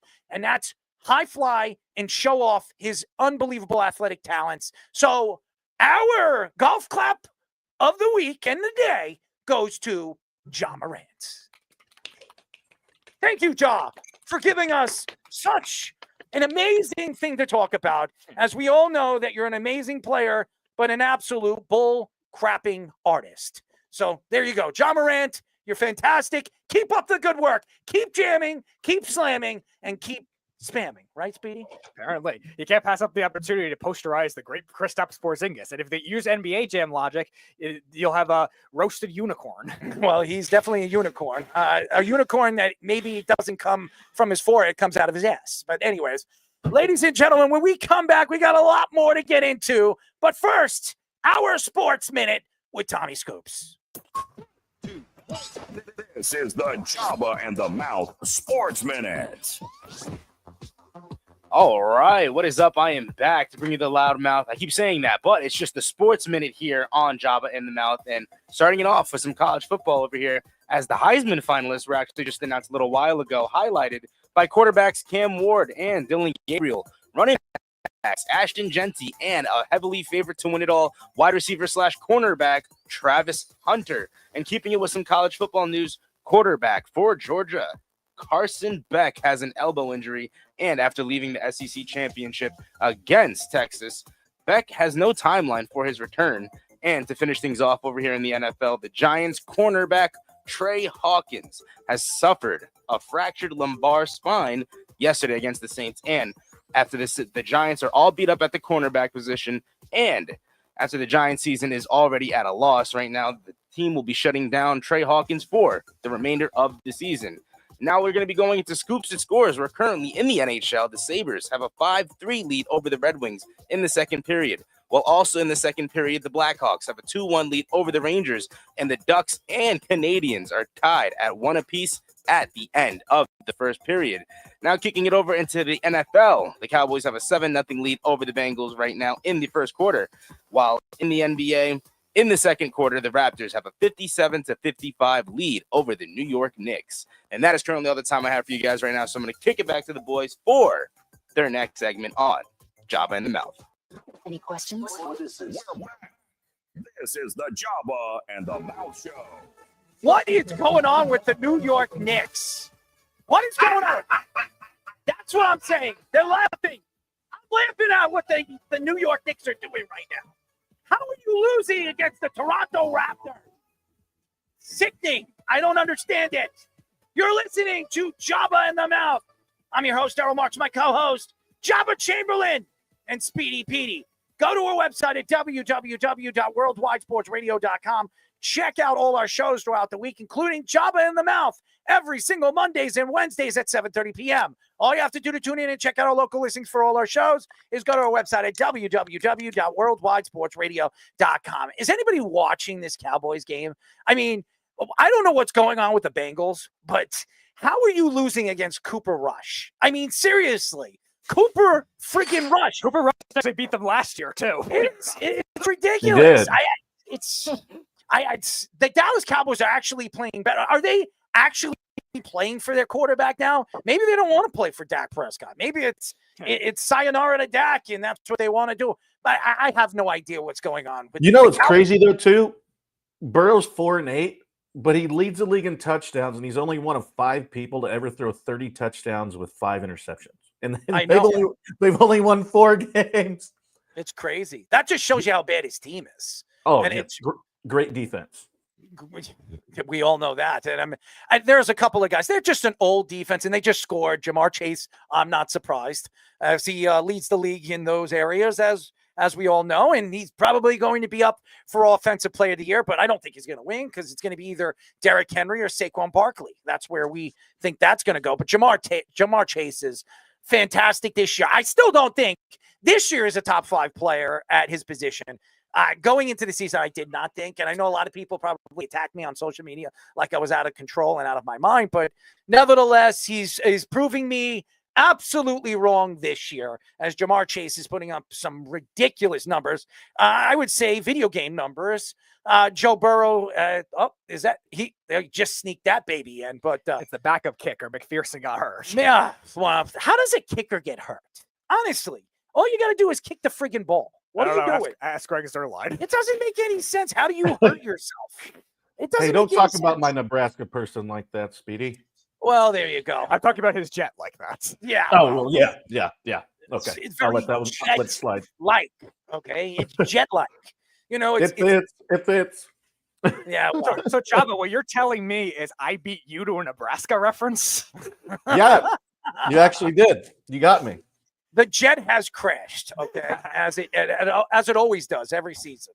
For me as a Jet fan, and for any Jet fans out there, it only crashes even further after losing in overtime against Miami. We'll get into that a little bit later in the show. The college football playoff bracket was released yesterday, and there was a lot of controversy over whether Alabama or SMU deserved the final playoff spot. Nick Saban bashed the committee for putting SMU in over Alabama because of the massive strength of schedule differences. He mentioned scheduling teams like Notre Dame or Ohio State on their non-conference schedule and said they should just not schedule tougher competition if they won't be rewarded for it. Kurt Herbenstein, right? Herbstreit, I'm sorry, said that SMU shouldn't be punished for having to play the ACC championship game and losing to Clemson on the last second field goal. SMU was 11-2 with the strength of schedule, ranked 60th, with both their losses being top 25 teams. Alabama was 9-3 with the strength of schedule, ranked 16th, but with 2 losses to Oklahoma and Vanderbilt that finished 6-6. College football playoff chairman Ward Manuel mentioned that SMU being undefeated in their conference and their losses to ranked ACC teams being the main tiebreaker over Alabama, who had losses to unranked SEC teams.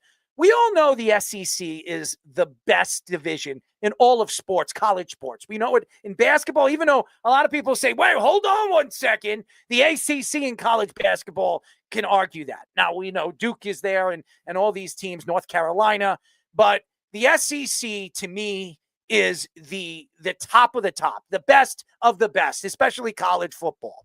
Now, Alabama did have the harder schedule. There's no question. And Nick Saban, he's going to stick up for his former team. Does anybody believe that Nick Saban and Alabama, the Alabama Crimson Tide, should have made the playoffs last year? The answer would be no. They should have never made it over Florida State. I've argued it, and I'll go back and I'll argue it again. But they made it because this was Nick Saban's last year. I know the committee knew that, and Alabama has the committee has a love fest for the Alabama Crimson Tide. But it's no longer Nick Saban anymore. So this is a completely different Alabama team. Now, Alabama has a strong recruiting class. There's no question that they do. And going into the season, I think they were a top 3 recruiting class, as they always are. But again, SMU had a great season. Now, as far as what their strength of schedule was, it's definitely not as good or even anywhere close to what Alabama had. But Alabama had 2 bad losses. And those 2 losses, I believe, cost them making the playoffs. Now, if they lost against top 25 teams out of those 2 losses, they're in. There's no doubt they're in the college playoff. But they lost against 2 teams that were 6-6. So for people to sit here, including Nick Saban and everybody, today, I was actually on social media, Jabba. Yes, yours truly was actually on social media, and everybody is attacking the committee on not putting Alabama in there. And you know what's crazy? I did it last year with Florida State. They were undefeated. And their last game against, I forget who, Louisville. Louisville had a really good second half of the season. They played very well in the second half. They were not an easy team to beat. And Florida State lost their star quarterback in Jordan Travis, 5-6 games into the season, and still were undefeated. Still had the best defense in the nation. And everybody says, why did they lose against Georgia in the ball game? Maybe because 6 of their top defensive players decided not to play in the ball game because they were going to be NFL players and top draft picks. So I think people forget that. Now, going back to Alabama, I know a lot of people are upset about this. But guess what? Alabama's been there so many years. They're always there. It's time to see what SMU can do. It's time to see one of these surprise teams, these Cinderella teams. They get into this 12-team playoff, and maybe SMU goes all the way to the finals. Who the hell knows? We don't know. It's anybody's ball game. The way these brackets fall, it could happen. Nobody's going to sit here and say, well, if Alabama was the final team, they're definitely going to go to the finals or they're definitely going to get out of that first game. They're not. And then there's no question that these teams are evenly matched in many different ways. It's very, very close. It's a very short, thin lining. And I do believe that SMU, I wouldn't be surprised if SMU comes out victorious in their first game and knock off the number one. What is it? They're playing Penn State, number 6. Number 6 seed. They could beat Penn State. SMU has beaten good teams this year. It's not like they haven't beaten top 25 teams. So I know you're sitting here today and say, well, Alabama would have had a better chance against Penn State. Really? Really? All it takes is one play. This game could come down to a field goal kick. A field goal kick. It could be cold. It could be rainy. It could be windy. Anything could happen, and SMU could shock and surprise the world. Yeah, and again, it's the same discussion as last year too. Like, you can't judge the game based on who would match up better against the higher seed. No, you have to judge it on one process. Pick a process to make that kind of thing work. And in other years, if maybe Alabama had one loss differently than the 6 and 6 teams, maybe they lost to Ole Miss or somebody else that was good in the SEC like that. If they played Texas again this year and they lost, okay, fine, maybe you have an argument. You lost to 2 unranked teams. Vanderbilt is a baseball school that just happened to get good at football this year. They beat some good teams. Finally, their rising program, but they've never been good. And Oklahoma had their worst season in a long time since I've started watching college football. That is like things you can't excuse. Okay, you want to blame the non-conference schedule? You lost in conference. You beat Wisconsin out of conference, fine. You have these games scheduled down the road. Those games matter too, Nick. You're right about that, but you lost in conference. It has nothing to do with anything like that. And again, the process of it should not be based on who we think should beat the lower seeds more. There's a reason that the buys are different now too. Boise and Arizona State have the buys. I don't know if anyone thinks Boise and Arizona State are the 3 and 4 seeds, like the 3rd and 4th best team. But the process is designed to create parity too. And that's why I think the committee is right in still picking SMU, who had a quality schedule, even though it was 60th, compared to 16th, a quality schedule, 2 tough losses, BYU and Clemson, that are good teams, and a really good track record all around. It's not like they played a cakewalk schedule the entire season. Yeah, no, I agree. I mean, you look at it and it's like, I mean, literally Bama only scored 3 points against a 6 and 6 Oklahoma team. And by the way, did it bug anybody else watching Nick Saban sit in his house with a suit on? Like, dude, you're not in, like, relax a little bit. Like, he's trying to join the committee. Yeah, I'm like, what are we doing here? Like, it was pissing me off. I'm like, dude, because you see, as Errol would say, Herbenstein. Yes, that was a great one, by the way. Thank you. By the way, his son is now in Michigan, which is ironic. I'll just call him a Herb. I'll just call him a Herb. Short term, the Herb. Yeah. Okay. And he's in there in a sweater, but no, I agree. It's like, he can say whatever he wants, but I think at the end of the day, it comes down to W's and L's and who you lost to. And then he's like, strength of schedule, and he's pointing out all these things. But yeah, at the same time, it's like, yeah, Notre Dame, they haven't joined a conference either, and you don't complain about that. And they just sit there. Everybody has to play in a conference championship. They're just sitting twiddling their thumbs. So I think they got it right, and Alabama can stop bitching and move on and be better next year. I think the crazy part about the whole thing is the seeding, right? Like, if you're Penn State, you're kind of licking your chops.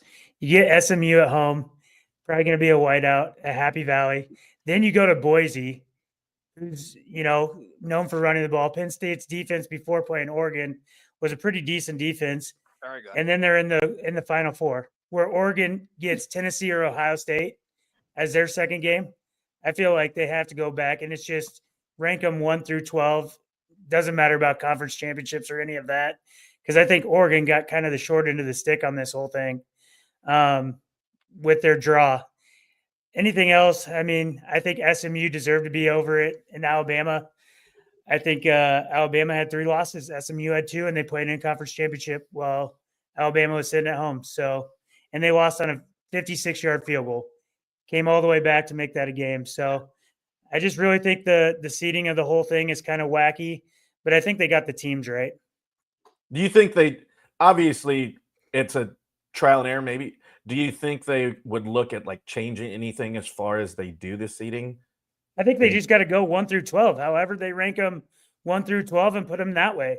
There's no way that Oregon, being the number 1 seed, has to play probably the second or third best team in the tournament, their second game, where Boise or Penn State gets SMU and Boise State, who aren't known as a powerhouse. They're not playing in a powerhouse conference. They haven't played really anybody, and they're going to go, play Penn State, and Penn State's going to walk to the Final Four, where Oregon can probably or might not make the Final Four because of their seeding draw, being the number 1 seed. That's just wild to me.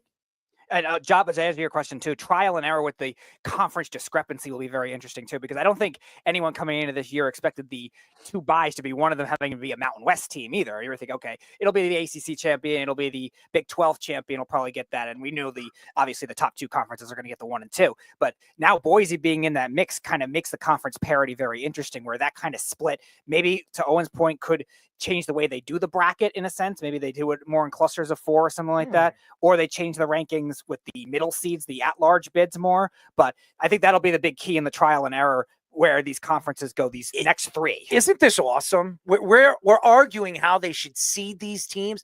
This is what we want to see. It's horrible when you have to guess. Well, these 4 teams are supposed to go there. We don't know. Now you have 12 teams. You got it right. Now it's all about figuring out how you're seeding these teams. I agree with you, Owen. Why does Oregon, if they get out of this this round, they got to play Texas? I mean, seriously, because we expect that's a tough game. They're going to beat Arizona State. We all know that. So they're matched up against one of the best teams in the country with 2 quarterbacks, 2 great quarterbacks. One goes down, the other one's there. If one doesn't play well in the first half, you're bringing the other one. I mean, there's no guarantees. That sucks. If I was Oregon, I agree with you, Owen.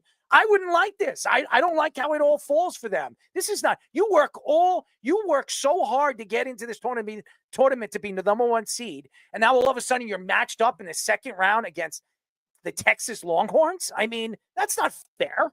That really isn't. That's not fair. Screw you, the committee. I think Texas, in addition to their offensive firepower, is the only team in the playoff that has a top 5 yardage and turnover defense too. But my point about Texas is they should have been rated way lower. The fact is, if they're putting the best teams in, they lost to Georgia twice. Like, they can't beat one of the teams in the top 4, and they're going to be seeded number 5. No, they should have been like 10 in the seeding because they lost to the same team twice. Like, obviously they can't beat those guys. And now they're going to get, they're going to probably cakewalk to the Final Four against Oregon. And then Oregon's going to be like, well, I worked all year in the Big Ten to win it and get host. Thanks, committee. Appreciate it. Yeah. Did you see how boring the committee, like their room was? They were all just sitting there like this. And I was like, bunch of old guys jerking each they other knew, off. they knew there's going to be, they did it smart because they knew there was going to be uproar about Alabama in the seeding. So they're like, let's do this 30 minutes before the NFL starts. So everybody kind of washes over it and we get to watch NFL games. And that's what happened. Well, like, you didn't really hear a whole lot of complaining or anything like that. If it was the 90s, wouldn't it be like Oregon would still be in the pack, and it would be like Oregon, Wisconsin, and Wisconsin was like ranked 8th, but that would be for the national championship. That's what we used to have. You realize that before BCS. Then BCS was kind of an improvement. We all learned like percentages and like decimal places way better because of the BCS formula. I don't know if we ever figured out how it worked, but I know that it left us with it. Yeah, since 97. And then now we actually have something that's familiar to us, that's like what they do in basketball in a way. And it's a lot more fun. The bowl games, the whole system of bowl games just hasn't been working. Except for Nebraska, of course. Nobody wants to see a 500 team face another 500 team in January. We're just happy we got in, Fish. We're just happy we got in. Yeah, like a great, piece of corn participation trophy or something, and but it's the bad boy mowers. Bad boy mowers. You said it earlier. Like, Florida State didn't play any of their guys last year when they weren't put in, and their game was a mockery. And that sucks. And it would have been a lot cooler if they had a chance to just be in and probably get smoked in the first round of the playoffs, but at least it would have been fair. And they wouldn't have played, and we would have seen Jared Verse and Braden Fiske, who, by the way, are two of the best rookies in the NFL on the same team, on that Florida State defense play. And I think we're getting some competitive football where we didn't get competitive football the last bunch of years. So I'm for this, guys. I don't care if it still's kind of got some. How could you not? It's not fair to Oregon. This is perfect. I mean, this and is we what get more college football. Yeah, it's more competition. You see that they're competing for something at the end of the year, not watching 4 teams because, they're in the SEC, they're Alabama, Georgia, or some, bullcrap team. And then we see teams like Florida State get hosed last year because their starting quarterback, Jordan Travis, goes down, and the committee thinks, hey, there's no chance in hell they're going to beat anybody in the Final Four, so we're not even going to put them in. How could you do that to a team that's undefeated and that earned their right to go and play in that Final Four game? So that is, I know everybody's going to say you're a Seminole fan. I am a Seminole fan, but I'm not a Seminole fan. They have the best defense in the country. And you're going to tell me there's 2 guys right now dominating right now in the NFL for the LA Rams. You're going to tell me if they made it to the Final Four, they were going to play? That's ridiculous. And I'm telling you, when you sit here today and this committee, there are a bunch of guys playing with each other. That's what they're sitting. They're sitting there and saying, I'm going to grab him, you're going to grab him, and we're going to go around and we're going to play we're going to have a sausage fest. Speedy will be in the middle and he can dial it up.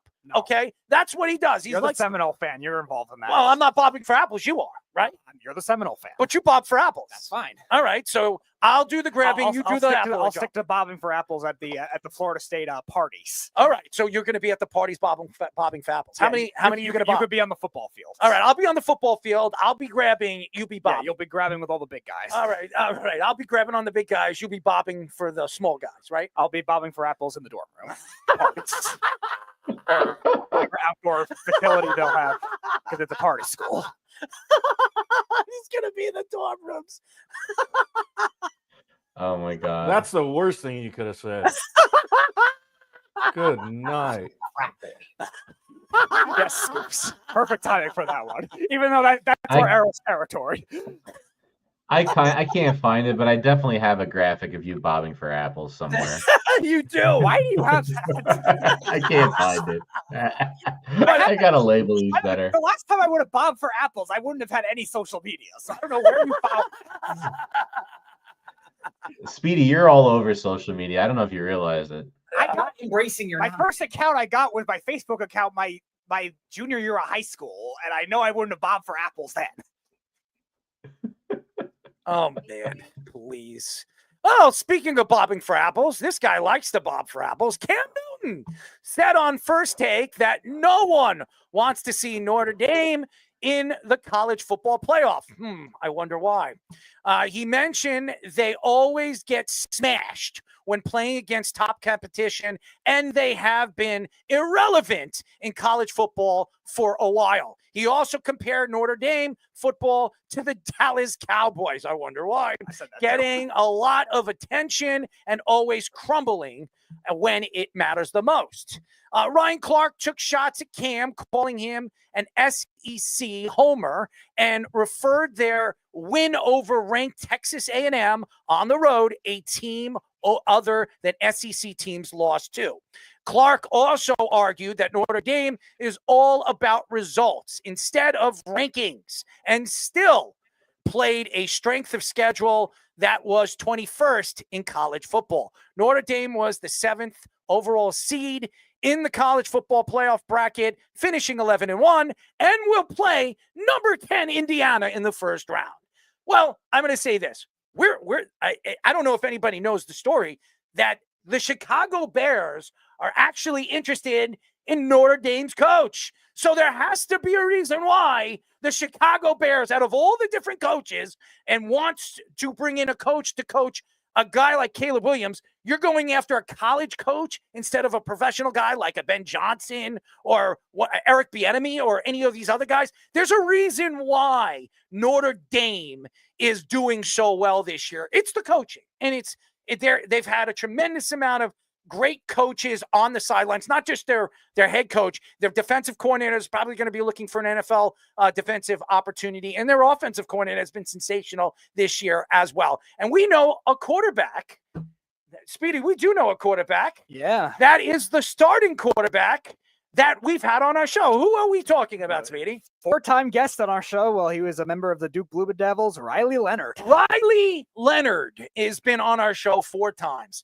And I think he's going to be an NFL prospect. He's not going to be a first-round pick, but I could see him a second or third-round draft pick going into this draft class. He's got a tremendous ability of leading his team down the field with his legs. He doesn't have a strong arm, but he's very accurate, and he's a good guy in the huddle. Now, sitting here today, I'm going to tell you right now, the fact that Cam Newton came out and took shots at Notre Dame just shows you how incompetently stupid that man is, okay? He is dumb. I've always thought Cam Newton has said stupid things, but this could be the dumbest thing to ever come out of his friggin' mouth, okay? This is a guy that couldn't cut it. Yes, I've said this before. He couldn't cut it in Florida. So you know what he did? He went to Auburn, and he wins a national championship, okay? And I'm not saying that Cam Newton's not a great player or wasn't a great player. For him to come out and say that he should get a yellow coat over Eli Manning, that is a joke. I would laugh at that all the way to the Hall of Fame. You're not going to the Hall of Fame, Cam. You're not a Hall of Fame player. You're a Hall of Shame player because this is a guy that's won an MVP, went all the way to the Super Bowl against a beat-up Peyton Manning, a done Peyton Manning, and couldn't get over the hump because you couldn't make the play, and you let Von Miller smash you when you came out and said that you're going to bust a load in that defense. Well, you definitely bust a load, and Wolf absolutely gave you a load. All right. And you know who I'm talking about. I'm telling you right now, Cam Newton is an absolute joke. He shouldn't be speaking on First Take, but you know, Stephen A. Smith has a love fest for every single person on his show. As we know, Chris Russo, I'm not going to take shots at Chris Russo. I love Mad Dog. He's a friend. I'm not going to do it. I'm not going to do it. But everybody else, everybody that's been on the show, including Kendrick friggin' Perkins, who knows crap, has never said anything normal when it comes to selling me about basketball, except him telling me that Doc Rivers is a good coach. That's a joke. You could see Doc Rivers going down, slamming and jamming, whatever you want to do. He's all about spamming everything. And as far as I'm concerned, Ryan Clark, I love you, Ryan. I love you, what you stand for. I loved you as a safety with the Pittsburgh Steelers. And I agree with you. He is an SEC homer. The fact is, Notre Dame deserves to be there. They deserve to be there. Now, are they going to win? I don't know. I'm going to push probably say no. But their coach is one of the best coaches right now in the nation. And that there's an NFL team ready to bring him in at the end of the season. That says a lot about Notre Dame's growth and the coaching that comes from that team and the growth of the team and why they made it to this final bracket. I think it's great for Notre Dame, and you want to see Notre Dame in that bracket. Yeah, and it's also hypocritical because you're saying, okay, Notre Dame is the Dallas Cowboys of college football, which I've mentioned on the show too, that, yeah, they get overhyped and then they don't do anything in the playoff. And if the playoff format were to still be 4 teams like it was in the past, Notre Dame's probably in the same places they've been. They've either the fringe 4, the last team in, which they were in 2020, they were in 2018, or they're the first team out like they were when they just got knocked out by Cincinnati the year they made the playoff in 2021.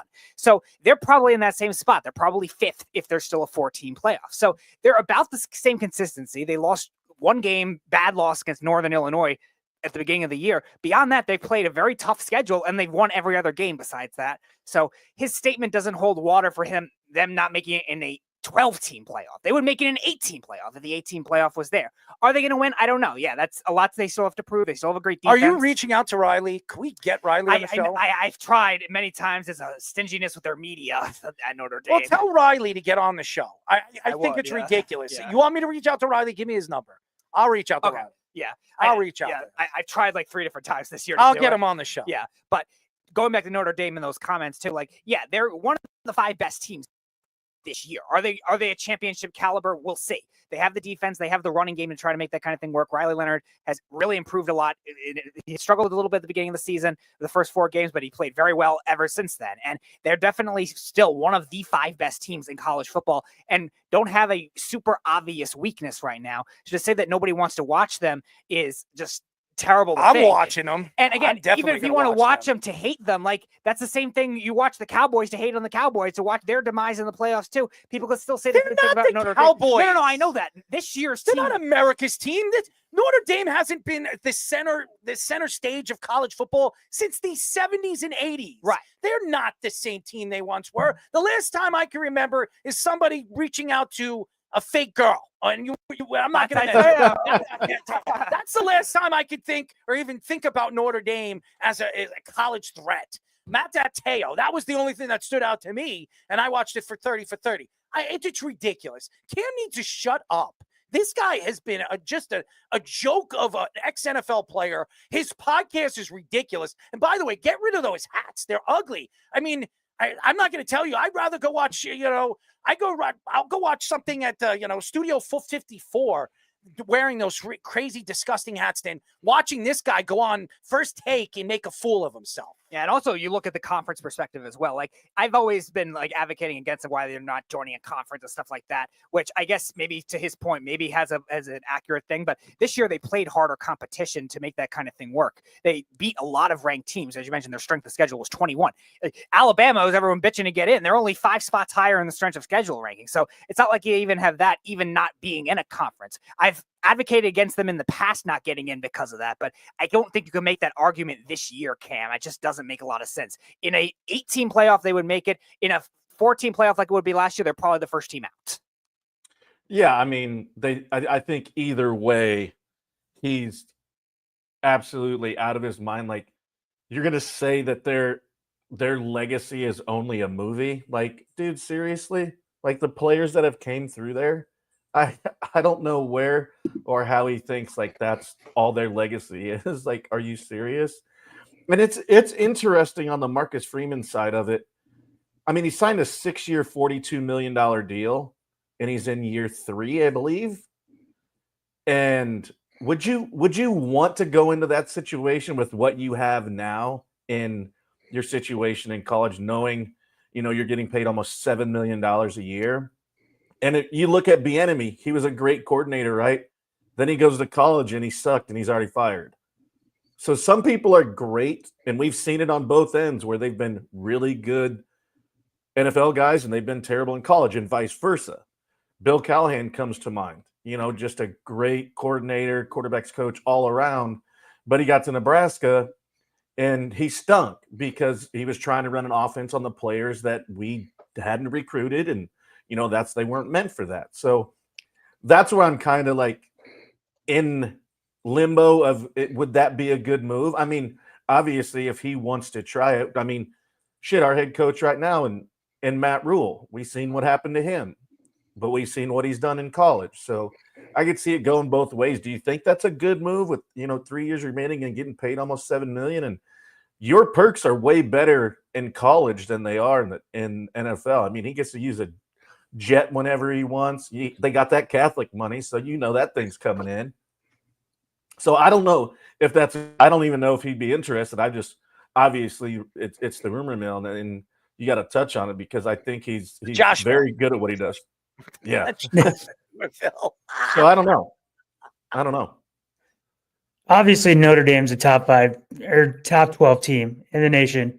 I think they should be in a conference. I think the NCAA should be like, hey, if you want to make the playoff going forward, you have to be in a conference, just like Alabama, just like Georgia, the Huskers, Oregon, whoever. They have to play their competition in order to get to the playoff. Because what Notre Dame's going to do going forward is just what Alabama said. They're going to start scheduling teams that are weak so that they have 0 losses. I mean, they lost to Northern Illinois this year, I guess. But yeah, they're going to start scheduling weaker competition and make the playoff every year. As a 5 seed, they're never going to get, a top 4 seed with their not being in a conference. But I think if, Errol, you're thinking Freeman is the best coach because the Bears are recruiting him, I think you're a little off there. I don't think he's the best coach. I think he's a top 10 coach right now in college football. But he's using all Kelly's players. That's fine.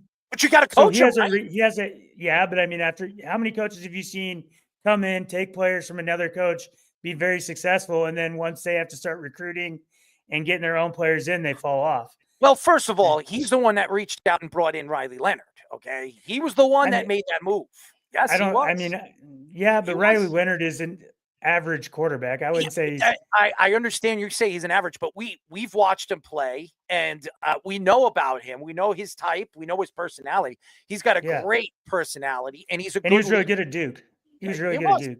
He's got a great. He's a really good leader, and he's very good with his legs. I'm gonna tell you this right now. If you think it's just gonna be an easy road, I think Notre Dame can make a run, and Riley Leonard, he has this confidence level. You guys, we know him. Like we've been interviewing him since he was in high school, since he was a senior in high school. He literally lives on the southernmost town in Alabama. Yeah, he's got an interesting personality. He's very confident. He's been with the same girl since he was in like in 7th grade. Yep. He's a great kid, and he really has a great dude. The last time we had him in the interview on an interview, he was in his bedroom. That's right. He was laying on his bed, putting his hand. It was so funny, man. I'm like, Riley, you comfortable? Everything good? He's like, yeah, I'm good.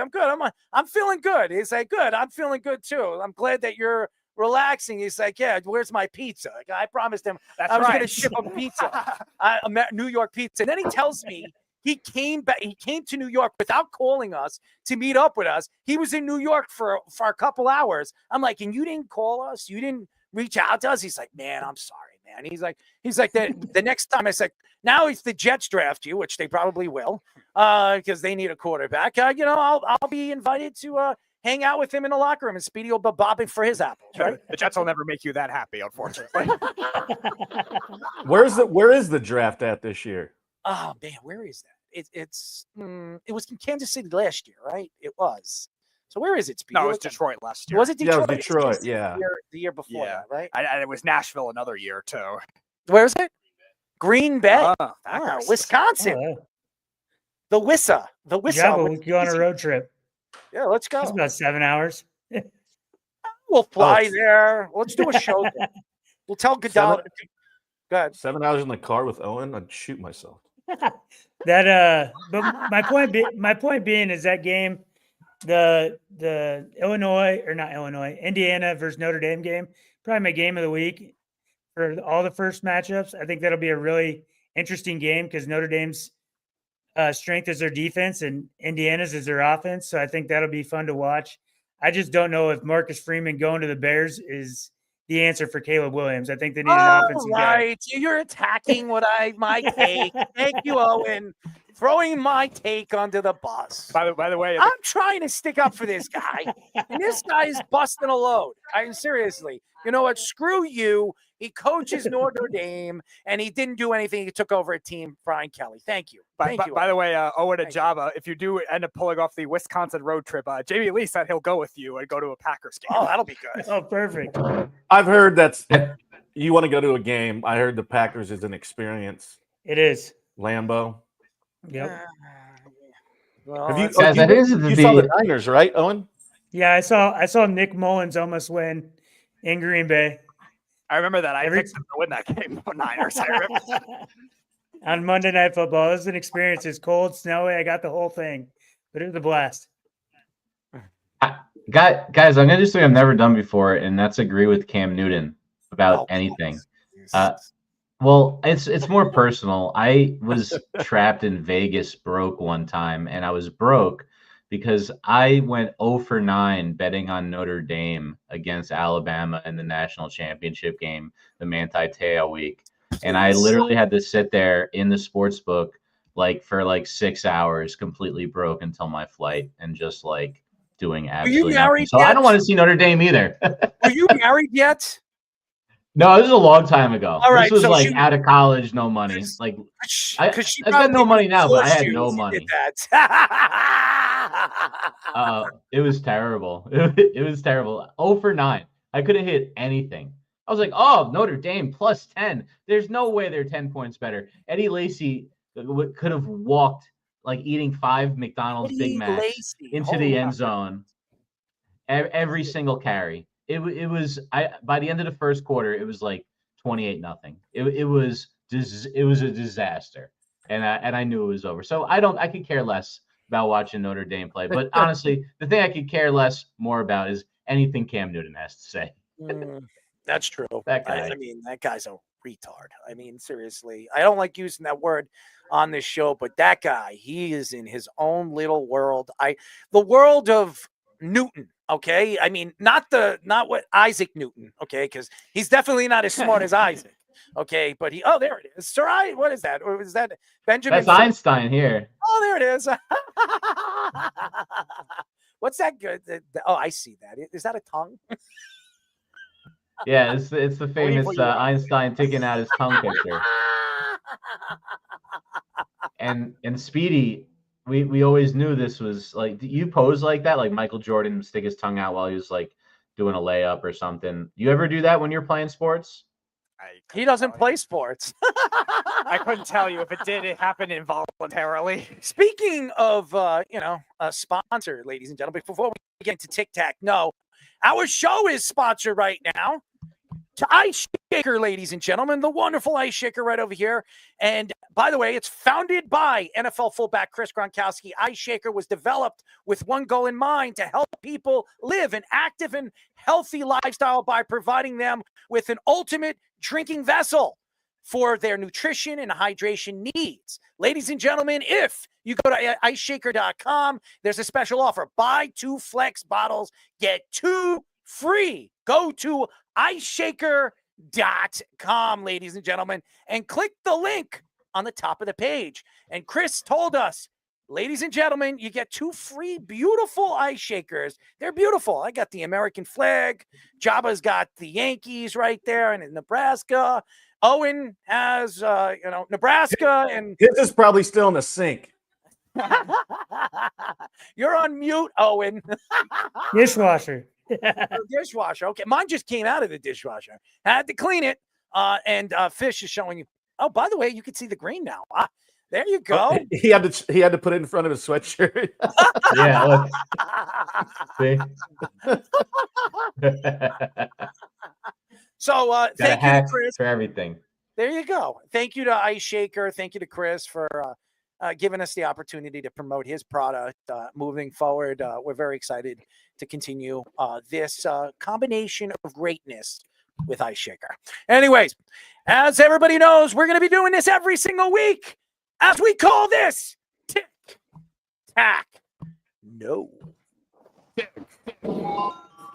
Boris, right in the butt. What? We get the prizes cheap because they're stolen. No. Now here's your host, the Tick himself, Owen the Tick Reckner. All right, fellas, you ready this week? You ready? I love that drop. That is an awesome drop. Okay, go ahead, Nolan. Go ahead. I'm bringing you into this. I give you guys the answers in the chat anyway. So there you go. All right, here we go. All right, first one. Since we were talking about college football, who had the highest points per game in college football this year? All right, Speedy, you wanna make this? The highest points per game total in college football this year. Ooh.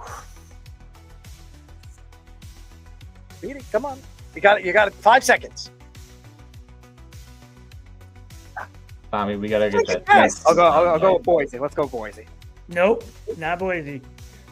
All right, Fish. Well, Fish, you can't go. Jabba, you got any of them? Well, since we were talking about him, Notre Dame? No. Dang it. How much time do I have?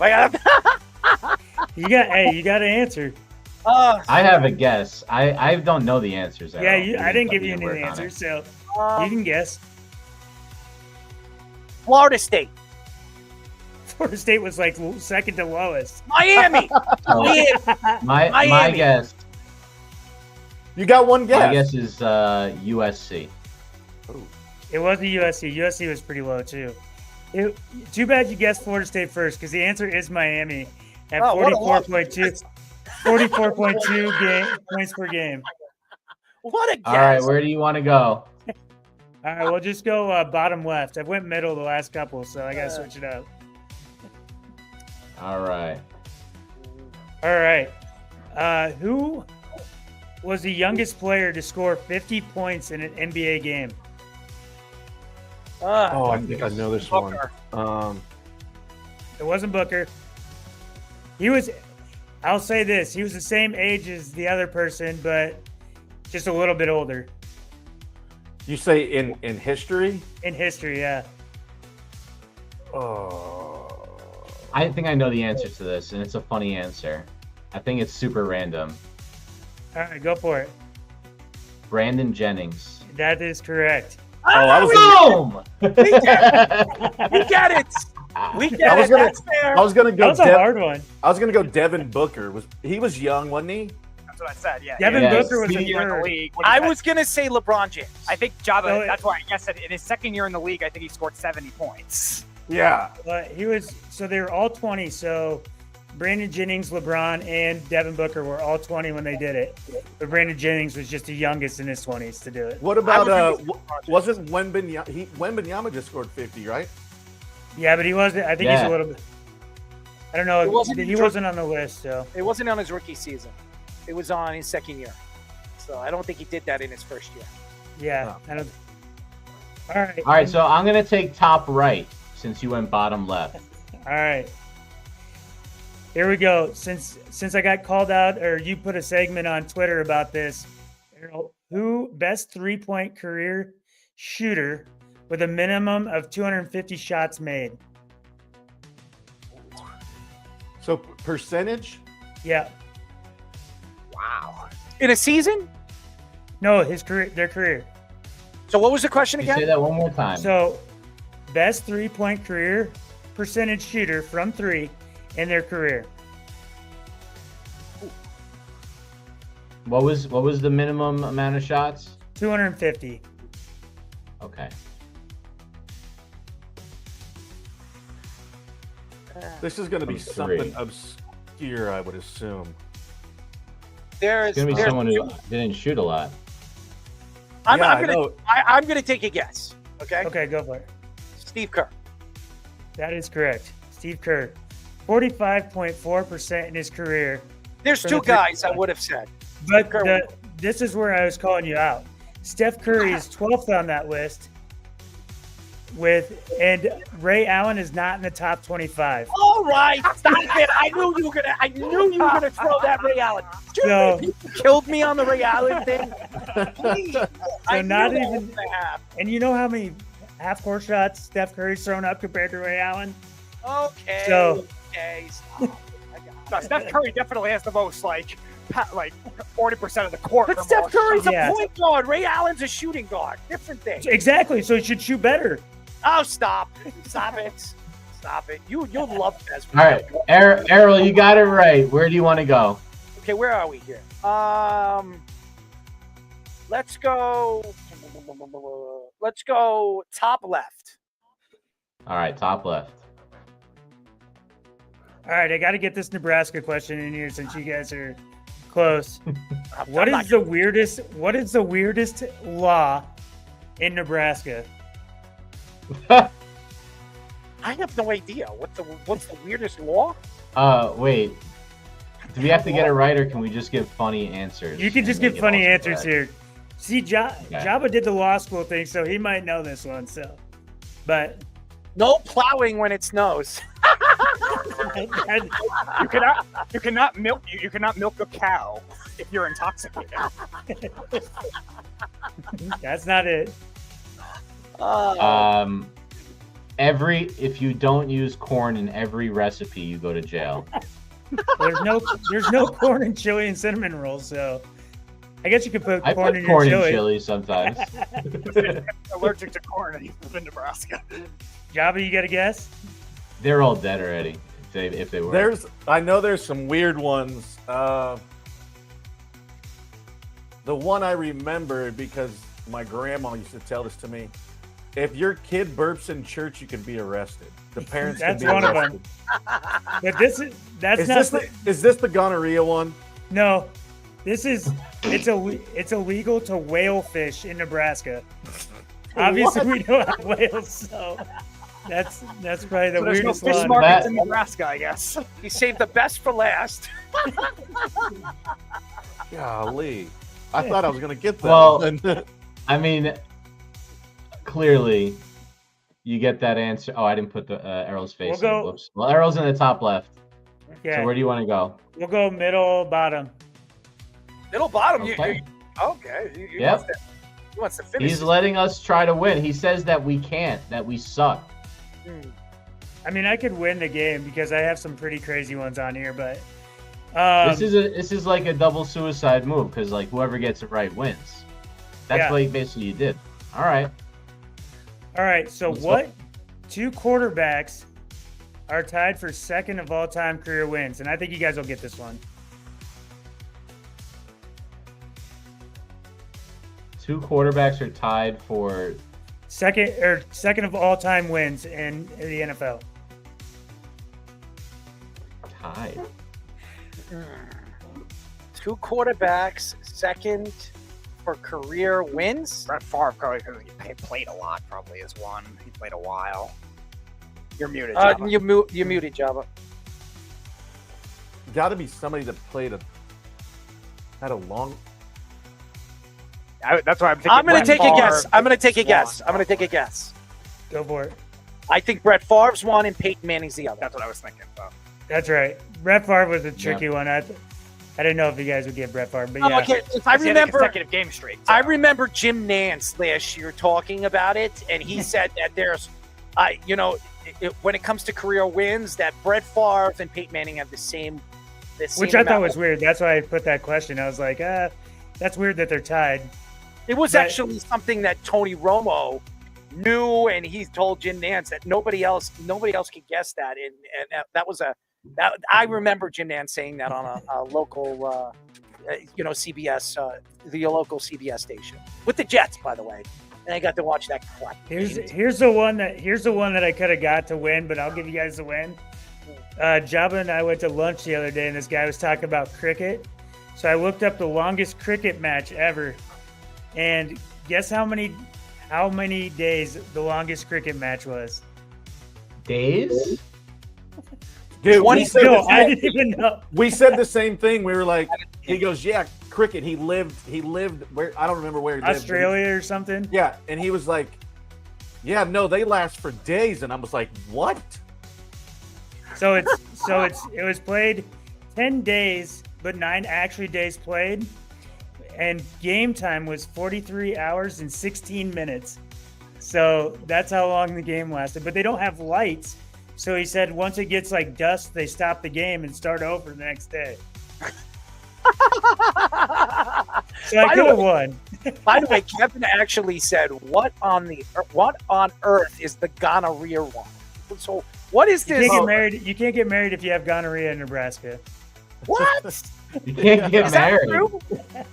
Yeah. That's a lie. I looked it up. That really is a law? So do they like you have to go to a doctor to get cleared? I don't know. Way to like the altar. Every state has weird laws. Like I think in Alabama you can beat your wife on every other Tuesday or something. So like they have weird laws everywhere. It's not just we gotta go to Nebraska. So look up your married. state's weird laws. Look up your state weird laws. Errol, enter the state of Nebraska, and Jabba will immediately take his road trip.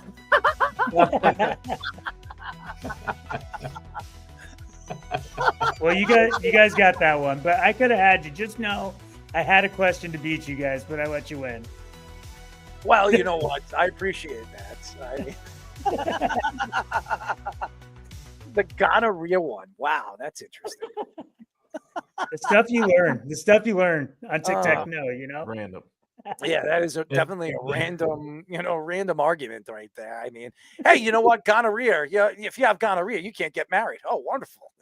In that case, I'm going over there. I'm going to make sure I have gonorrhea so I don't get married. I'm not embracing it. Somebody's got to give me gonorrhea. Good for you. Good for you. Good for me. Speedy? That's the soundboard. It's good for both. It's good for all of us, right? I don't think gonorrhea is good for any of us. The harder the better, right? The harder is the better, right? I don't know in the reference of gonorrhea. Hey, at least it's curable. It is. Well, it is curable. I want you to slide it right.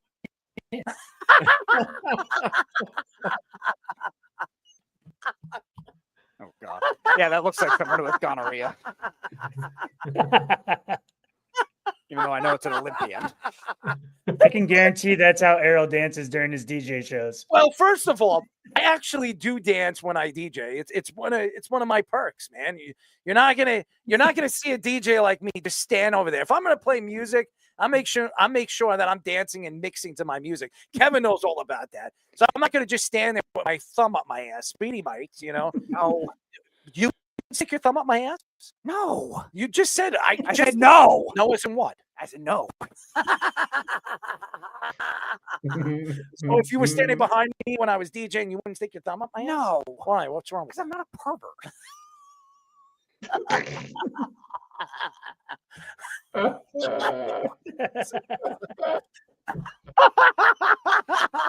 He's gonna build up gonorrhea and then he won't be able to go to Java, you're safe. Your state is safe. Yeah, I hope so. I'll stay away. Okay, we're good. If I'm going there, I'm making sure that I have gonorrhea because I'm staying away from them. The whole married thought. Speedy, would you get married over there if you had gonorrhea? Clearly not. How would you get gonorrhea? I don't know. I mean, what would you think you would get gonorrhea? I have no idea. I mean, just think about it. What would you do? I don't have a process of trying to force myself to get gonorrhea. Knobbing. Nor do I have a process of manipulating some stupid marriage. 99%. That's a good point, Owen. Speedy should be using his new vocabulary words that he's learning. Speedy would get it from knobbing. Oh no, definitely not. That's the correct usage in a sentence. That's a great job, Owen. There you go, Speedy. You got it. Yeah, and now I'm trying to forget about the entire concept of knobbing. Well, you can relinquish your thumb out of my ass. I'm not putting my thumb in your ass to begin with. So you could get gonorrhea if you did that. Yeah, I probably would. But you got to put your Meanwhile, thumb I in don't your want mouth. to do it. But you got to put your thumb in your mouth. Ew. Oh God! Oh, I'm not going down It's a new age Tootsie Pop. Wow. You really want hey, that? speaking of like doing that, this is no joke. And I called one of my doctor buddies. Literally, a girl was eating another girl's ass out, and she got E. coli. True story. True story. I got told that, and I was like, and I had to call one of my buddies and be like, dude, you will never believe what I just heard. And he goes, it's not likely, but it's possible. I was like, Oh my God. You should have. So I wish you recorded his face when you said that. Oh.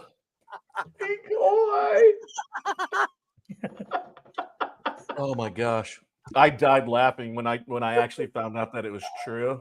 I was like, wow. Face Oofda. was endless. You should have saw his face. I like if I could zoom up to his face when you said that. That was fun. That was endless. That was endless. We got to get a picture of it. You could zoom up to that face of his. I mean, but anyways, but we're still waiting for Ovie Mughelli. He's going to be joining us in just a few moments. He was a little late last time. Yeah, he's a busy man. Yeah, he's always traveling back from something. I remember one of the times we had him on, he had to change his shirt too. He did, but that was actually funny. And he came in and he was bulging through the shirt. I mean, seriously. I know. I remember that. Speedy, you were like looking at his breasts. What? You were looking at his breast. You were intrigued. Fighting action.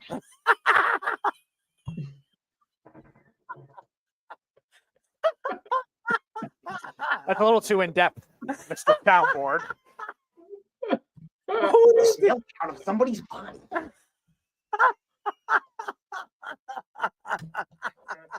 Oh my God.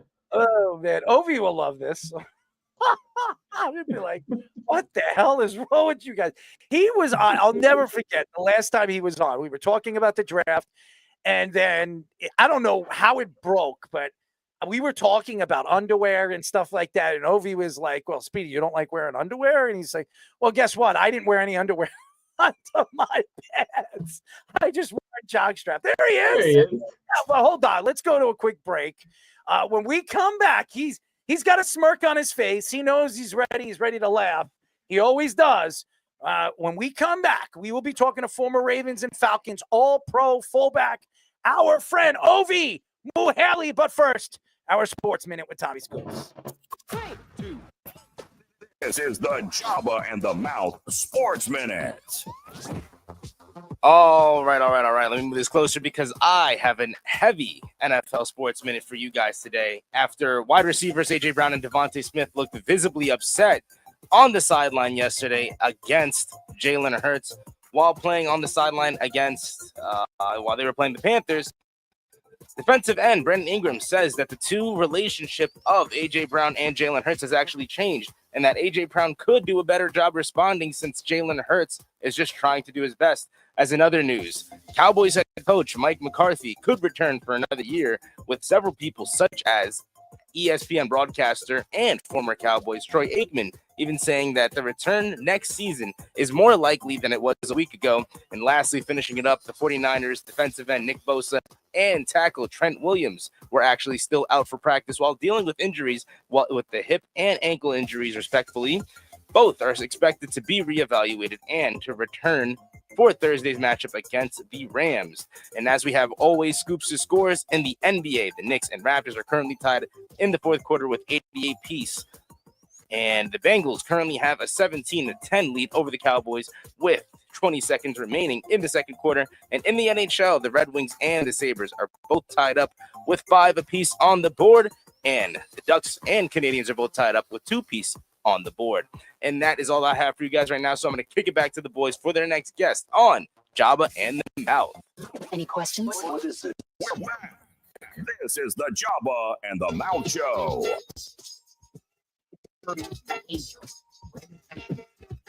Let's not. I think 99% of the world would. Come on, Ovie. There we go.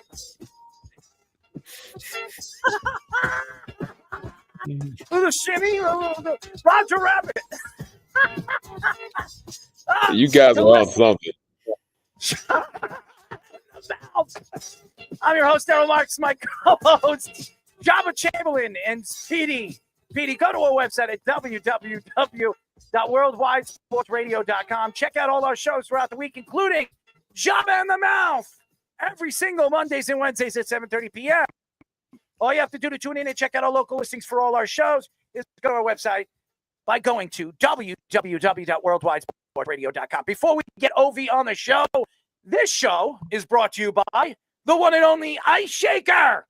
And all you guys know, it's founded by NFL fullback Chris Gronkowski. Ice Shaker was developed with the goal in mind to help people live an active and healthy lifestyle by providing them with an ultimate drinking vessel for their nutrition and hydration needs. Ladies and gentlemen, if you go to Ice Shaker right now, their special offer, buy 2 Flex bottles, get 2 absolutely free. Go to iceshaker.com and click the link at the top of the page if you want an Ice Shaker OV. If you have friends that want an Ice Shaker OV, well, ladies and gentlemen, go to iceshaker.com and you can get a Gronkowski shake. Ladies and gentlemen, now we love him. He smiles, he jabs, he jaggers, and he loves Speedy, as we love him too. We are now talking to former Ravens and Falcons all-pro fullback, Ovie Mughelli. Ovie, what's up, buddy? What's up, man? You guys are on one. I need whatever y'all have because maybe it's just I've been up since 6 a.m. I've been going to conference after gala, after forum, after I think Arrested Development. They're in the other room playing right now, and it's been a long day, but it's been a good day. So I gotta feed off your energy because I am running on fumes. I'm actually in a side room at the Georgia World Congress Center after finishing the final event just because I didn't have time to be in the car. And I wanted to, of course, make your show. So I'm in a side room in the Hilton just to talk to you guys. Well, we appreciate you, man. You look good. I mean, you're dressed to impress. I know your wife loves it, and you don't have to change your shirt like you did last time. So we're loving it, man. We don't have, but I mean, Speedy loved it. I mean, he loved the bulge. I mean, Speedy, you loved No. it. It was the last time. It was the last time you were on. You were in a suit. You were coming back from, I think, one of those. Yeah, you know what's funny? I have a suit right now. I actually took it off. So I wasn't too formal. I was like, take this jacket off. I look crazy with you guys in your t-shirts and sweatshirts and all laid back, and I'm wearing a 3-piece suit. Well, that looks but yeah, good. What it was what the second time I think the second time you were on with us, you had to ask if it was audio or video. So like once I told you had to be on camera, you're like, oh, let me go change my shirt. And you had to like put on this like, polo. You put on this like big polo or something like that. Like you were And only Speedy would remind himself to remember that because he was just like a year ago. Man, that guy's still looking sexy, right, Speedy? Yeah, that was probably like 2022. I actually lost. I lost 90 pounds, guys, since the last time. I was 325 pounds. It was insane that I was just like, I had the pandemic weight. I couldn't lose it. And so I didn't get on Ozempic, but I got on the Monjaro, testosterone, B12. I was like, fuck, give me everything. Like, I just needed everything. I was tired of being like fat. Couldn't see my feet. Couldn't see anything else. Like, it was just, I had shoes, these Kizik shoes. They were slip-on shoes. Like, I literally bought adult slip-on shoes just because I was tired of bending over, tying my shoes. My belly got in the way. It was so frustrating. So people are like, oh, don't take Ozempic. Oh, it's going to have side effects. Like, F the side effects. Like, if it can get me skinny, like I'm there. So I did the terzepatide, but that stuff worked, man. It worked, and I ran through. Well, it was Orange Theory Fitness. It was Factor meal delivery kits, and I just got tired. You know what it was? It was the Baltimore Ravens game last year, 2023. My boy Terrell Suggs was getting put into the Ring of Honor, and I always go to Falcons games. I'm here in Atlanta, and I was like, you know what? Let me go to a Baltimore game because my boy Terrell's gonna put in the Ring of Honor. So I go, and these guys haven't seen me. Like, I haven't been to a Ravens game in maybe like 10 years. I left in 2006. I think I've been back maybe one time. So I go back, and my Falcons guys, Abraham, Roddy, Michael Turner, they all see me all the time. I come, and so they're just used to me being fat. Those guys haven't seen me since I was fit. And so when I show up 325 pounds, they was like, what the F is wrong with you? Oh, they gave it to me. I remember Todd Heap called, it was me and the other fullback, Vontae Leach. Vontae Leach had gained a bunch of weight. He was like 290. I was 325. He was like, what was it, Bam Bam Bigelow, the Bash Brothers? Like, what are you guys doing? Like a wrestling team? Like, we were just swollen, misshapen. It was ugly, and they gave it to us for 4 quarters. Like, I'm eating like nachos and cheese, and so I was like, get that shit out of your hands, man. Like, what's wrong with you? Out here eating nachos and cheese, looking like a dang offensive lineman. And I got called Ben Grubb like twice. I'm like, oh, what's up, Ben Grubb? Like, that's not me. I'm a Ovie Mughelli. And the look on the kid's face who thought I was an offensive lineman, the look of horror and just embarrassment. I said, it's okay. I guess I gotta look like Ben Grubbs. So with all that, I came back and I was just like, whatever it takes, I'm not going back to Baltimore or anywhere else where I get like the fat jokes. I just laugh it off, and it hurts inside. But no, so I lost the weight so I can be like you. I want to be like skinny like Speedy. That's my motto: skinny like Speedy. Well, you want to be skinny. I mean, you want to be muscular. Well, that too, yeah. We got to put some meat on Speedy. I mean, he needs to. He's got too much bone. I'll take the giant platter of nachos. That'll work. Yeah, I mean, no one will talk trash to you, Speedy. I mean, you're so intimidating. Ovie, if you ever see this kid eat, man, this guy can eat you under the table. That kid can eat. And dude, if you ever watch him eat, I'll tell you, I'm going to show you what he does. He grabs his meat, his hamburger. His meat. Okay, hold on. Rephrase that. Rephrase that. We're all adults here. He grabs his meat, his hamburger, and dude, he looks around, and dude, he'll just go down and town on it, man. It's like you get even close to him, he's like, "Don't touch my meat." You know what I mean? Are you a meat vendor? I love it. You guys seen the thing? There's a thing. Is it? No, it's not. It's not a commercial. It wouldn't be a commercial. It was on social media. I saw it, and it was these girls talking about love it, Avatar. That's hilarious. You bend the meat. Too funny. But no, there was the two white ladies, and they were talking about when you watch too many romance novels and you watch an NFL game, and like the stuff we say, it's just so easy to be a third grade, like middle school, just giggling goofball because like, all right, so I need you to block right here, and you're gonna come right off his ass. And you're gonna do that, and then we're like, you do this, and you block him, and you got to hit him right there. And then when the ball hit 5 inches, and it's just like so much stuff that we say that if you want to be a child, you can be a child, and we were children as adult and serious as we're supposed to be. We would be giggling in the back of our running back meeting room, myself and Michael Turner and Jairus Nord. It's fun to be stupid sometimes, like just to turn off all the brain cells and just be a big dumb stupid adult that's living as a child. Sometimes that's what made it fun. You can't be serious all the time. I just had that conversation with I had a conversation with a buddy about that same thing. Like when you're listening to a game.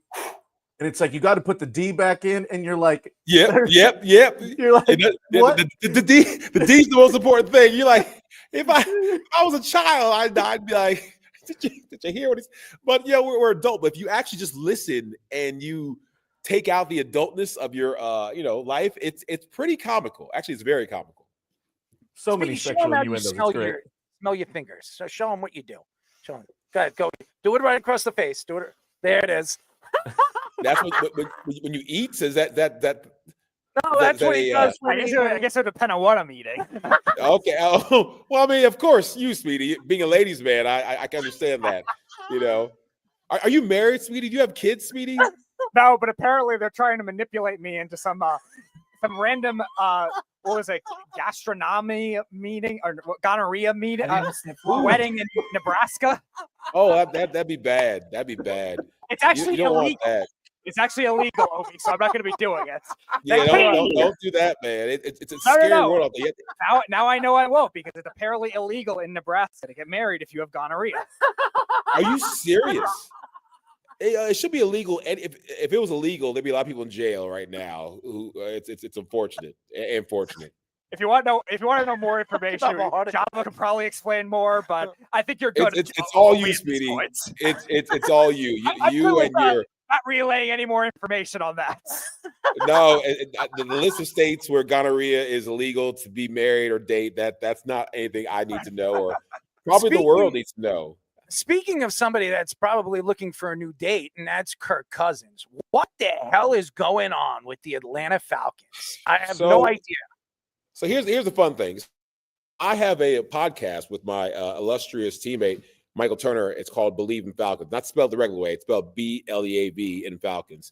Part of the Believe Network. And it's I've been doing some podcasts in the last couple of years, but the last year when Will McFadden, great host, he's working with he got upgraded. He's working with the Falcons now. I'm happy for my guy. He worked with the Falcoholic. Now he's working with the Falcons. So I needed a new co-host. And being that I have a little TV, radio, media expertise, I could serve as the main guy, kind of run the show. I needed just somebody I can, I can play off of.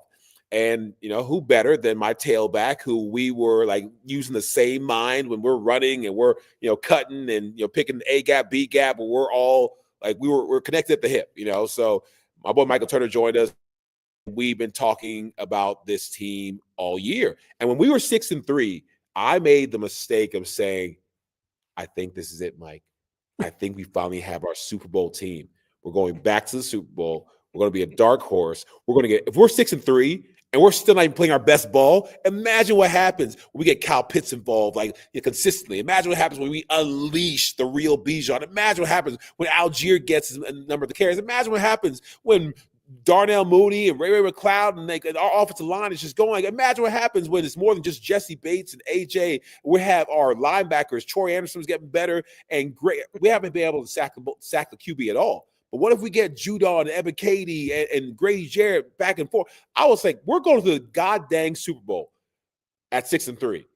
And then we proceeded to just fall down this cliff of never-ending horribleness that kept on happening. And we're like, okay, we lost to the Saints. These things happen. Oh, dang, we lost to the Broncos. Sometimes you have a bad day.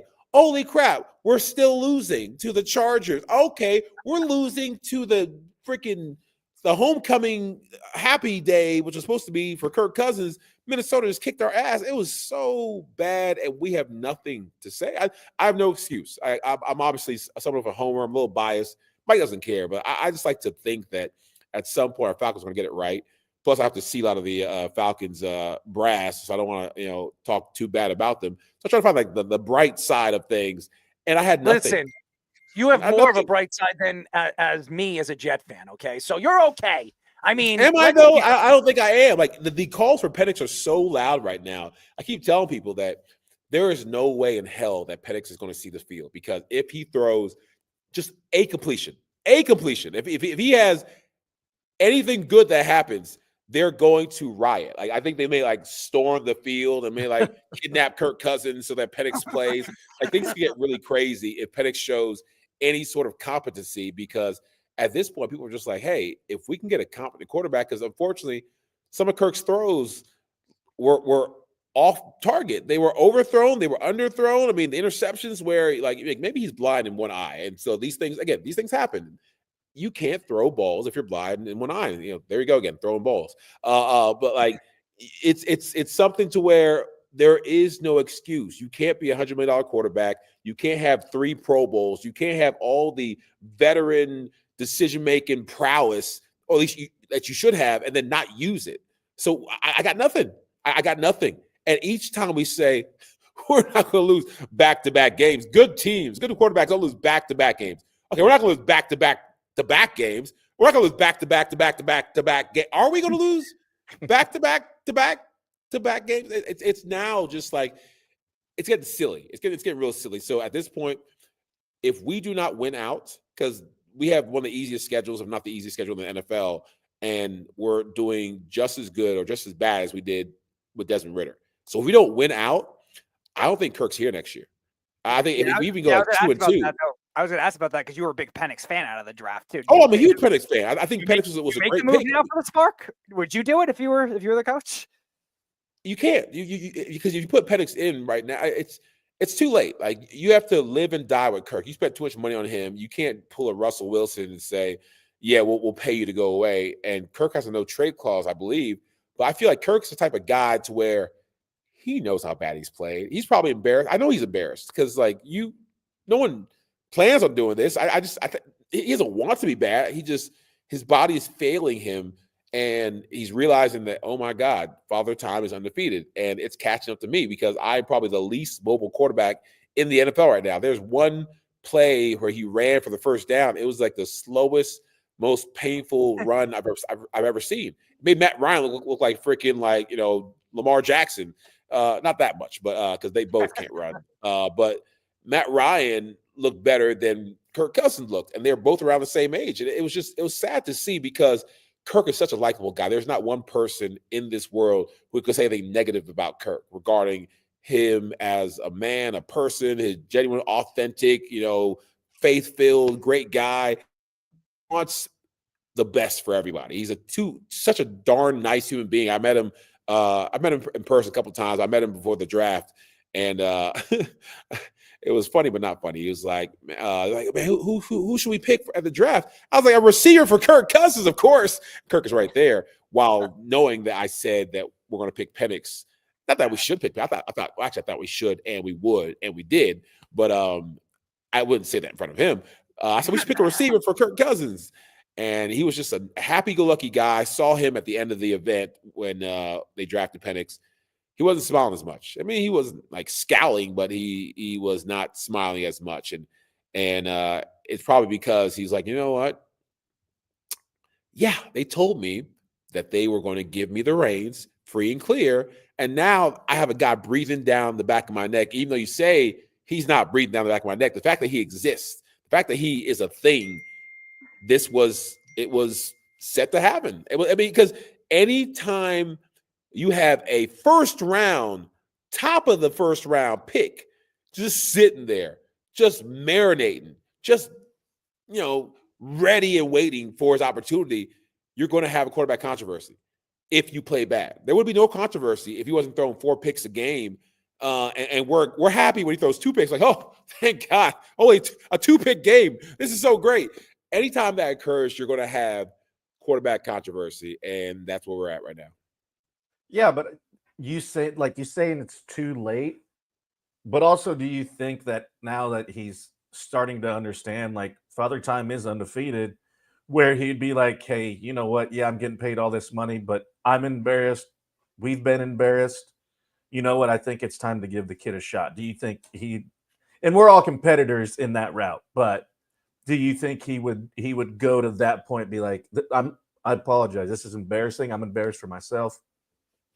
For next year, that's why I feel like his no trade clause, he'll waive that. I feel like I'm a 92% sure that Kirk Cousins would waive his no trade clause just because he is such a genuine, authentic, nice guy who is very accountable for his actions. Like he's as like, I know I had a no trade clause, but gosh dang it, like that was embarrassing. Like I would trade myself. Like I would get rid of me. And it's just unfair to the Falcons franchise, to Arthur Blank, to Terry Fontenot, who all put their necks on the line and said, no Justin Fields, no Russell Wilson, no anybody else.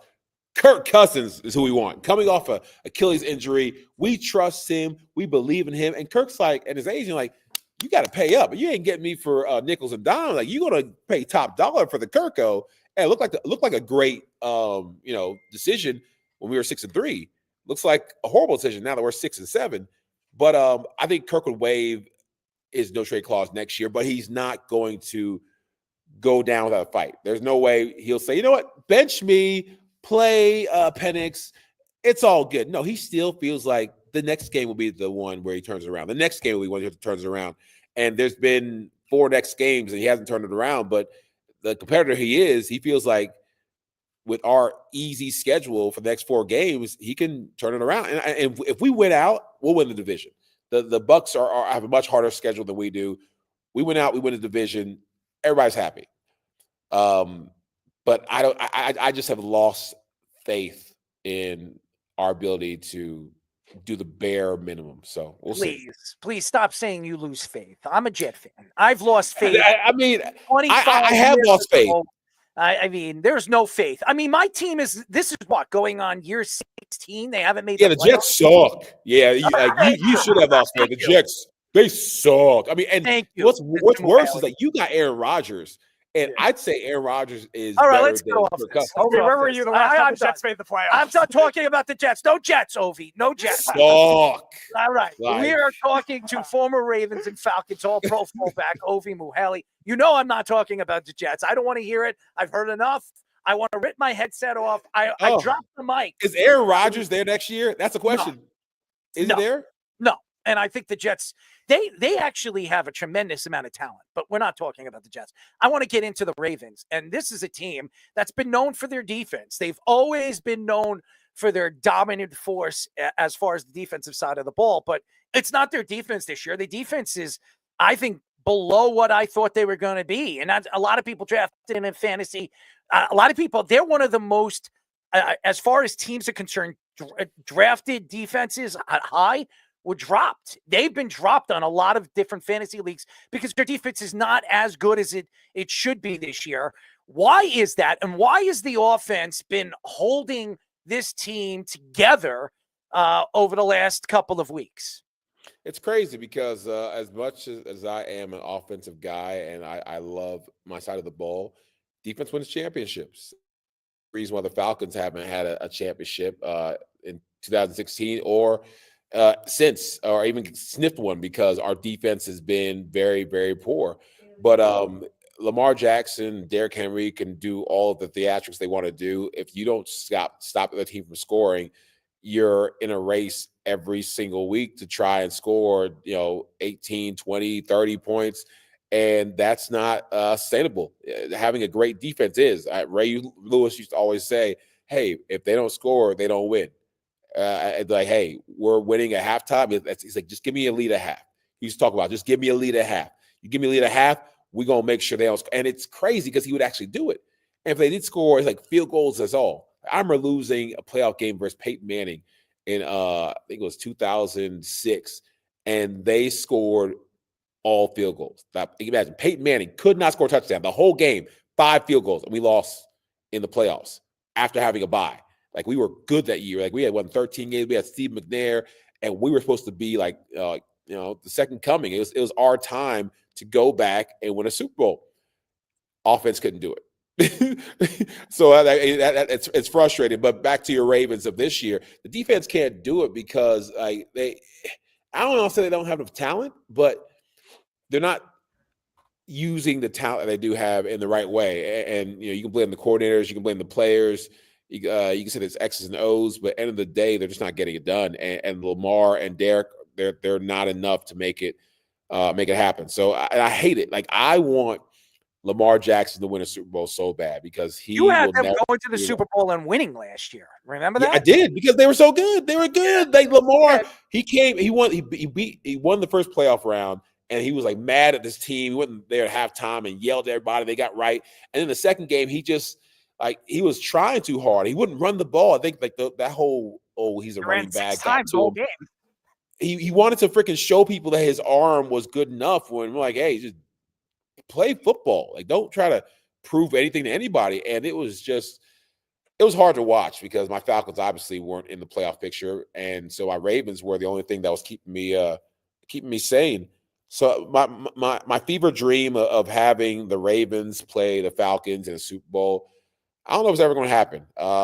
I can dream, and I will, but I don't know if it's ever going to happen just because, I don't know. It's just not the cards. Yeah, I want to ask about the Derrick Henry factor too, because the controversy all offseason. I know, Ovie, you've been on the show before and mentioned, all right, it's a business thing. These teams don't want to pay the running backs as much, but now you're seeing Derrick Henry the year he had this year, and Saquon Barkley with the Eagles as well. Like, do you think maybe there could be not a big shift in the other direction, but a shift enough where they could say, all right, maybe they'll respect them more? It's cyclical, just like I love that word. Say that again. Say that. Have a fullback.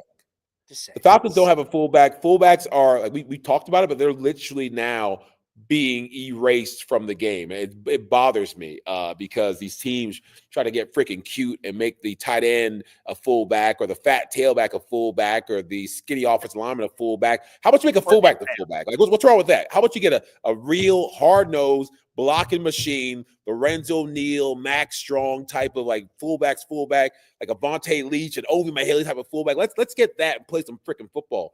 Took my question. Dang it. I don't understand it. It bothers me, but I do feel like it's cyclical. So it's going to come back around. They're going to see that, and they have seen. This is my first touchdown. So excited. And the great late Steve McNair threw me that touchdown, and it was that's how you do it. You get guys, you put them in the freaking dirt. And who was it? It was the Tennessee Titans, and it was the guy, my man, linebacker who I used to went to NBA school with him. Is he on our show too, Keith Bullock? Yeah, Keith Bullock. Yeah, my boy Keith Bullock. He's in my cell phone right now. I gotta give Keith a call, man. That's my guy. But it was him and Rocky, something white boy with like red hair, one of those gingers. Rocky Buller, I think Keith Bullock and Rocky Boyman. something. Yeah, he's a college analyst now. I think Boyman. Yeah. Good guys, but not the best linebackers. I wasn't scared of anybody, but those guys, I used to lick my chops. I'm like, oh my gosh, I can't wait for these guys. It was fun. But then, like, we're gonna come back. It's gonna be a while for fullbacks, but definitely tailbacks are going to get a resurgence because they're seeing. When you have a guy like Saquon Barkley, when you have a guy like Derrick Henry, it makes the quarterback's job so much easier. Do you still have the ball from your first touchdown? 1,000 times. That's insane to do a backwards hurdle. What type of Sixth Sense Matrix foolishness do you have to where you could do that? It's just like poetry in motion. Like I like X's and O's on Madden, but it's just like, it makes me happy inside. I literally, like, some endorphins start like just going through my whole body when I see moves like this. Makes me happy. You still have the ball from your first touchdown? I do. It's in my basement. Skinny like Speedy. I love it. Skinny like Speedy. Bending like Beckham. Skinny like Speedy. You got your people. They're fast. Your graphics team is like you should pay them more. I don't know who's back there out there cooking, but they're cooking. Got the big spoon out here stirring it up. Pain. Did you see Derrick Henry got his dreads off and he's got cornrows now? He what? Really? I think that's what I saw. I've not been keeping up with the hairstyles of Derrick Henry. I just haven't. What do? I don't. I'm freaking busy, guys. Like I don't know if you guys have children, but children take up a lot of your time. And if you don't give them enough time, they demand it. My son yells at me, "Daddy, play with me, play with me, play with me." Like I will get home. Guess what? It's 10 o'clock now. I'm in downtown Atlanta at the next to the Mercedes-Benz Stadium at Jordan World Congress Center. I'll get home. Probably I finish just like 10 minutes, take 45 minutes to get home. Like he'll hear the car come up, he'll hear the door open, and he'll run from the top room. "Daddy, you promised to play with me." And we'll do like 15 minutes of soccer in the long hallway of our house. We'll play like soccer with little made up goals. And then his mom, my wife, yells at us, "Go to sleep." It's like, "Hey, you heard your mother, go to sleep." He doesn't care. So I have zero time because I'm working in the healthcare space. Doing stuff, and then I'm working in my nonprofit, and then I'm working in my podcast, and that's all right. I'm 44. Oh, you're older.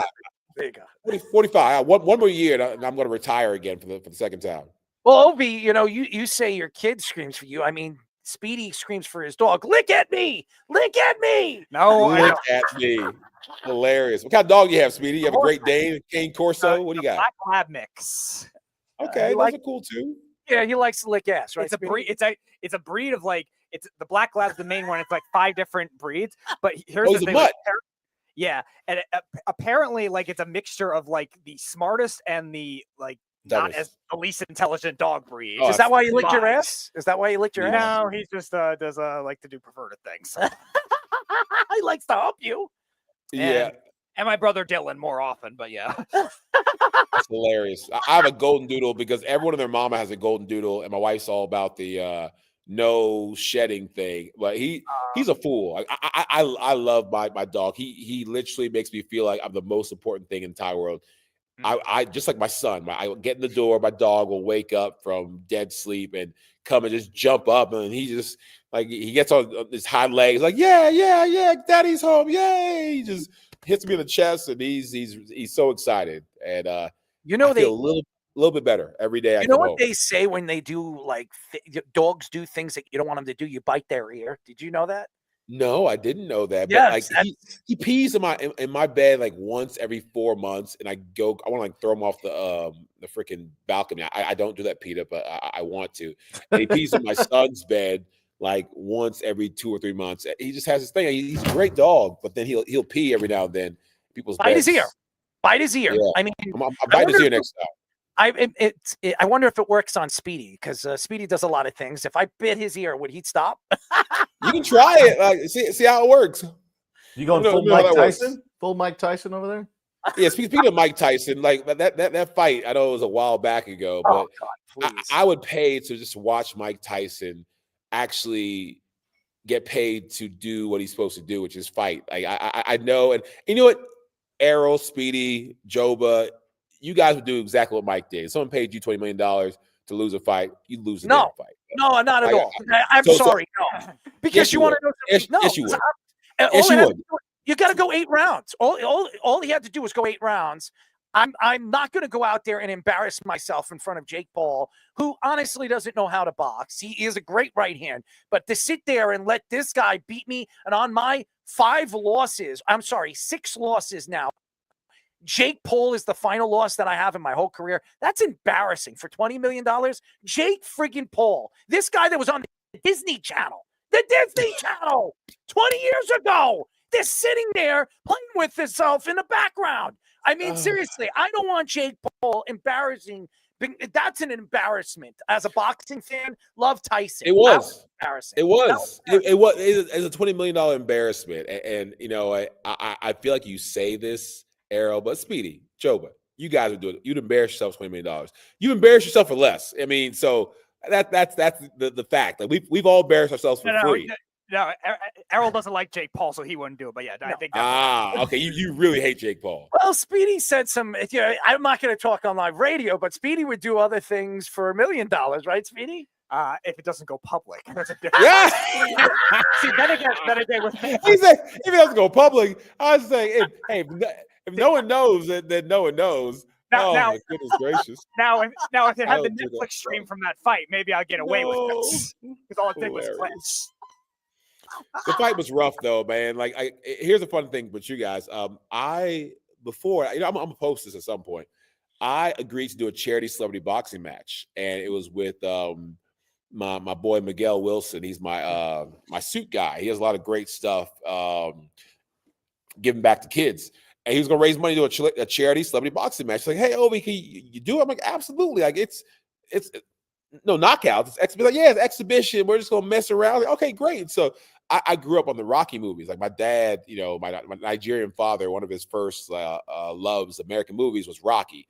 And so when I'm like, 6, 7, 8, I'm watching Rocky 2, Rocky 4, the best one with the Russian. Rocky 5 went downhill. 6, it started getting ridiculous. But like the main Rockies 1 through 4. It was my childhood. So I have never boxed. And this is my midlife crisis to where I got with this guy, Pepper Boxing, his little teardrop, little bags. And I went there, and he used to be an amateur boxer. And he was like, hey, Rocco, hey, Ovie, we're going to get you right for this thing. And I'm sitting here training. I'm holding up the weights, and I'm running out. And it's actually pushing me. I'm doing like Mike Tyson push-ups up there. I'm doing 100 squats, 100 push-ups, 100 sit-ups. Like I was literally getting 2 weeks trained really hard because the fight was in like 3 weeks. So a week before the fight, he's like, you probably should get into the ring and like learn how to get hit. I said, learn how to get hit? It's an exhibition match. I'm not getting hit. We're just going to play around and Jake Paul, Mike Tyson, and we're going, hey, yeah. He's like, I mean, you're a 10-year NFL vet. You're a 2-time All-Pro. You're a Wake Forest Sports Hall of Famer, a newly minted Wake Forest Hall of Famer. Like you are a guy who, if you get knocked out, it's kind of a big deal. Like, who you fighting? I'm like, I'm fighting. I was fighting a guy who like played with me 1 year NFL, practice squad for the Colts, and a linebacker. I got down to 240. He was like 225, 230 linebacker, but he was trained to be an amateur boxer. And my trainer was like, hey, so he might want to hit you. He might want to knock you out. He might not care about the whole clause of no knockouts. So, you know what? You're right. Let me go to the ring and spar with you. I sparred one time, guys. One time. I got hit 5 times. Every time I got hit, 3 in the head, twice in the stomach, I hit the ground. And it was probably the most painful thing. He was hitting me half speed. He wasn't even going full speed. He was hitting me slightly at first, saying, hey, protect yourself. I'm like, okay. And put your hands up. Just put your hands up. I was like, how do I do it? And he was trying to help me, but in helping me, he hurt me. And after the 5th time to fall to the ground, I started taking off my headgear. I was like, what are you doing? I was like, I'm laboring. He said, what? I said, I'm leaving. This is stupid. You should have reached out to me. I would have trained you. I mean, I boxed for 7 years. I was an undefeated amateur fighter, and I did make some thoughts. Yeah, I was a good boxer. Really, really good. I'll tell you this though. I've never been hit. My midlife crisis, after I hurt my knee, I was trying after high school. I lost my, that's a long story with my scholarship. I tried, it was 18 years old, and I was like, I want to compete. So I got into boxing. I started training at 18 years old, and I within 2 years, I started fighting amateur fights. And then I would fight like every other month. And my first year I had like 8 fights. It was like ridiculous.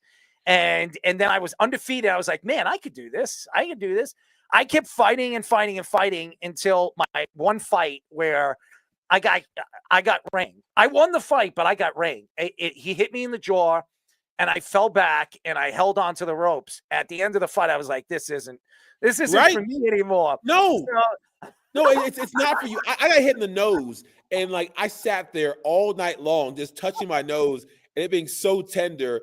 And like I didn't know you had there were like headgear where he covers the nose. Like, why didn't you give me that one? Why'd you give me one where my nose is exposed? And he just there's a point where my big ass was like scared. Like the 3rd round for 2 minutes, I'm breathing hard, and he hits me. I'm in the car. I'm like, stop hitting me. I'm like a battered woman. I was just like, stop hitting me. I wanted to get out the ring. But you would be good. You have good footwork. This is all voluntary. Why am I here?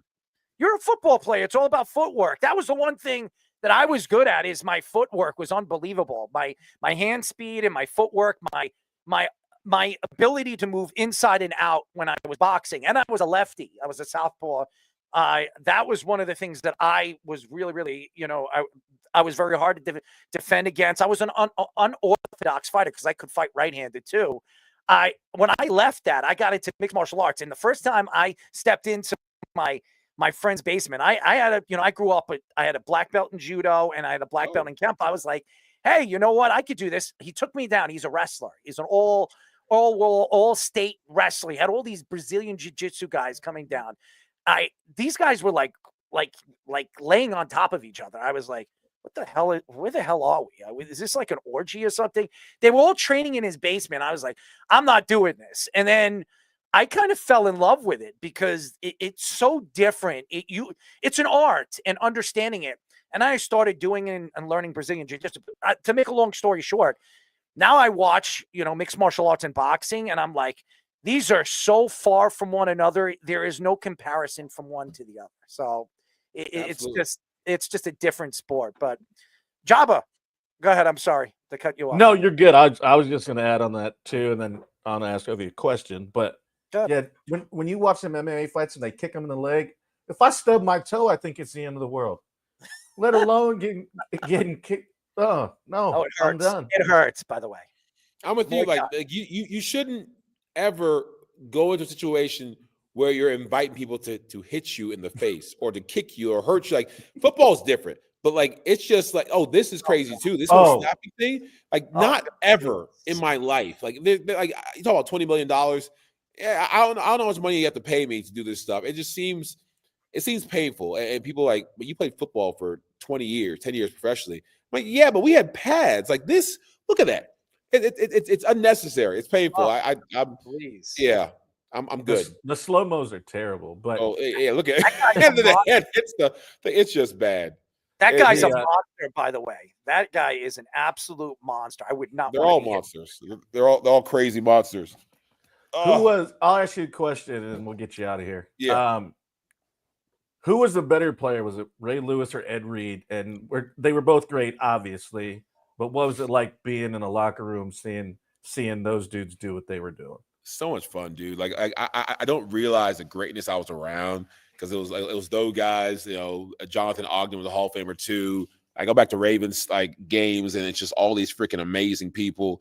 Terrell Suggs is crazy. He getting put in the Hall of Fame this year, and I knew he was good, but maybe I was too close to him. I like Terrell's that good. I'm like, he's Ray Lewis good. Like he was Ed Reed good. Like, and I'm not shit on my guy. I just didn't know he was that good because I came in. I was drafted the same year as him, and I played against him, and I beat him half the time, more than half the time. Like he was very good, went back and forth, but I'm not exaggerating to say when I won about 55% of those battles. It's not like, oh, he's not here. But like he was good. Like Ray Lewis, I won like 25% of those battles. Like Ray, I threw everything I had at him, and it was just impossible to win because he's the GOAT. But Terrell, I was like, I felt like I could handle him, but I guess maybe that says how good I am or how good I was. But no, I'm happy that he's a Hall of Famer. It's crazy. Ray and Ed were just on a different level, and you saw that. And a big reason why I did so well in Atlanta was because I played against those guys on practice on a daily basis, and I practiced against not good players, not even great players. I practiced against Hall of Fame like players every single day, twice a day, to where games were easy. So to answer your question, who's better, Ray or Ed? I would have to say Ray, just because his physicality with his speed, with his IQ, with his intimidation factor, and with his ability to, I think, move the team, the crowd. Ed had some great speeches, but Ed wasn't the influencer that Ray was. Ed wasn't the voice that Ray was. When Ed spoke, people listened because he didn't speak that much, but it was always powerful. But Ray, I mean, the man can run for president, and with his speeches, he can move a crowd. Like I had a chance to be at an event, a charity event, where he was talking, and I was like, y'all need to understand that I got to hear this stuff for free because everyone paid like, $1,000 to come to this event at this billionaire's house in Miami and hear Ray talk about leadership. And I'm like, I got this for free every day, every week, every month for years. And like, that's like the blessing in disguise I didn't know I was getting. I got to listen to a freaking self-help coach like Tony Robbins of the football world literally tell people about like how to overcome anything. So Ray is the guy that I'm gonna put slightly ahead of Ed Reed. Well, we really appreciate the time. By the way, the House of the Dragon, man, that was a great ending. I can't wait. We have to wait another year, man. Yeah. Another year, man. I'm getting. I love. Man, I can't wait for Stranger Things coming back next year. I can't wait for a bunch of stuff. I don't like want House of Dragon. I'm big into like just my one splurge. I didn't get a Lamborghini. I didn't get a freaking a Maserati. I don't need a bunch of diamonds. I got a big ass theater. Like I have like a very, very large, like 250-inch theater screen, as big as the wall in my basement, because that's my happy place. And I just watch series. I watch anime. I watch movies. I watch lots of anime. Actually, I watched Stranger Things. I'm sorry. I can't wait. That comes out next year too. What does? The last Stranger. Oh yeah, Stranger Things 5. It comes out next year. Oh, I'm excited for that. Yeah, it's going to be so great. It's going to be so great. But one's a sleeper hit. If you guys watch Silo, you have Apple TV Plus. It's Silo movie. It's great. There's a couple of really good series out there. But yeah, go check Wolf. Go check out Wolves with Brad Pitt and Brad Pitt and George Clooney. It definitely has a twist to it at the end of the movie. I've seen it. I've gone past it, but I'm gonna check it out now. I need to find me a new series. It's got a twist. It's very interesting. Ovie, we really appreciate the time as always. You're fantastic as always. We got to get you on. We'll get you on very, very soon, and maybe we'll get you and Suggs on at the same time. That would be good. That would be. Maybe you should reach out to Terrell. We should get you and Terrell on the show at the same time. I can't believe he's a Hall of Famer. That's so cool, man. Like, I played against a couple of Hall of Famers, but now to get drafted with one and to be a Hall of Famer, that's really awesome, man. I'm gonna reach out. I've already thanked him. I sent him a text. He didn't text back, but he said, I know he did. He said thanks. but I'm sure he's just busy. But no, man, it's a really cool blessing to be an NFL vet for 10 years, to get put in the Wake Forest Hall of Fame, to get these Pro Bowls, and of course, yeah, your show as well. It's right there up with my Pro Bowls. Like, go on this show. Thank you. I mean, huge honor. That means a lot for us. I mean, it's great. It's great, man. We really appreciate it. We love you, and you look good. Keep up the good work, and we're going to talk to you soon, Ovie. We really appreciate you. Thanks, guys. Have a good night. Ovie Mughelli. Go ahead, Speedy. Do it together. Moo. No. Do it. Moo. Yeah, like the cow, Speedy. Yeah, that's Java's expertise.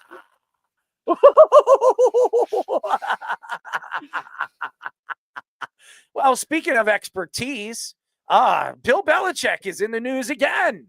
Bill Belichick said on the Pat McAfee show that he had many good conversations with North Carolina about becoming the next head coach. Adam Schefter reports that Bill Belichick talked to North Carolina for 5 hours yesterday, but declined to comment on how the interview went, joking he wants to bring back his press conference ways with the Patriots. Belichick also said that the modern college football looks a lot better than the NFL, and he never would have imagined coaching in college football last year. He mentioned his type of college program would be more of a pipeline to the NFL, a program that would be run more like a professional team. Reports say that Belichick will also likely lure his son, Steve, to coach with him. Steve is currently the defensive coordinator for Washington. Belichick is UNC's top target, with Steelers offensive coordinator Arthur Smith and Army head coach Jeff Monken as the other targets, and that interests them. So very interesting story. I'll be very surprised if Bill Belichick, from the age of 70, what is he, 71, 72? 73, I believe, 73, to jump right into college. This is a guy that really never coached college football to jump to college football at the age of 73 when you have to recruit players, go into their homes, travel so much. I can't see Bill Belichick doing that. Now, it's great that UNC would reach out to him and have a conversation with him. This guy is the greatest football coach of all time. I would have never said that, but this guy has proven me wrong over the years, even though I couldn't stand him with the New England Patriots. He screwed my New York Jets after 24 hours. We all know that Bill Belichick is a backstabbing piece of goo. I was going to say something worse, but nevertheless, Bill Belichick is very well respected, not only in the NFL world, the NCAA world. This guy knows players. He scouts players from top to bottom, all the way to the 5th and 6th and 7th round of the NFL draft. This guy knows how to find good players in the later rounds. It shows, and his father was a great college coach. This is a guy that understands the game. He wrote the book when it comes to scouting. So actually did write a book about scouting. Yep. So Bill Belichick, it's a very interesting story. I love the fact that Bill Belichick is thinking about it, but he's going to have like 6, 7, or 8 opportunities to go to the NFL and try to coach and win another Super Bowl. Would you rather go and win a Super Bowl or a national championship after 2 or 3 years, or if he's going to just wash up and decide to walk away and give it to his son? I don't think that's what Bill Belichick is going to do. I think he's going to take an NFL job where he can become a GM and coach, rebuild an organization, and give him a shot to win another Super Bowl, to shove it up all those Tom Brady lovers that he couldn't win without Tom Brady. Yeah, you look at the situation with both leagues now. I know, obviously, they're paying the players now, so maybe there's a little bit of differences. And when you talk about the NCAA with the restrictions that they have, like different money being deviated out to players, but it's a little different than the NFL salary cap. It's a little bit different when the NFL draft with the transfer portal. So him saying that it's like getting more like pro football, I guess maybe a little more. But I still think it's two very different styles altogether. The conferences are still very strong and have that kind of power. Obviously, the playoff bracket we were talking about earlier set up very differently to try to create that kind of parity. Whereas the NFL, they've had the same division format since the Texans came into the NFL in 2002, and they haven't really changed much except for adding the extra playoff teams. So I don't really see that much of a difference. I agree with you. I think there's definitely going to be enough NFL teams that are going to come knocking down his door. Now, whether those teams are going to give him the control that he wants is another question. We've discussed that with the Cowboys. The Bengals definitely come to mind, but is Mike Brown going to want to give that kind of control when he's a GM and a owner as well? And then there's teams like the Bears. And again, these other teams that Belichick's coached in the past, would they be considering that kind of thing? I think there's going to be enough ones to do that kind of thing. Would he lure his son? Yeah, I definitely think he'll lure his son wherever he ends up going. The other thing is maybe he's coaching, trying to get a jump start on it now to try to get that kind of attention again. Maybe the effect of like Deion Sanders with Colorado, maybe for something like North Carolina. So I do believe North Carolina is going to try everything they can to do it. But I agree with you. I think Belichick's first priority will be the NFL. Yeah, and I think to Errol, to your point is there's a lot that comes with a college head coach. I mean, with the travel and everything such as that, where I don't know. I mean, if he loves the game, he wants to have a challenge, then maybe.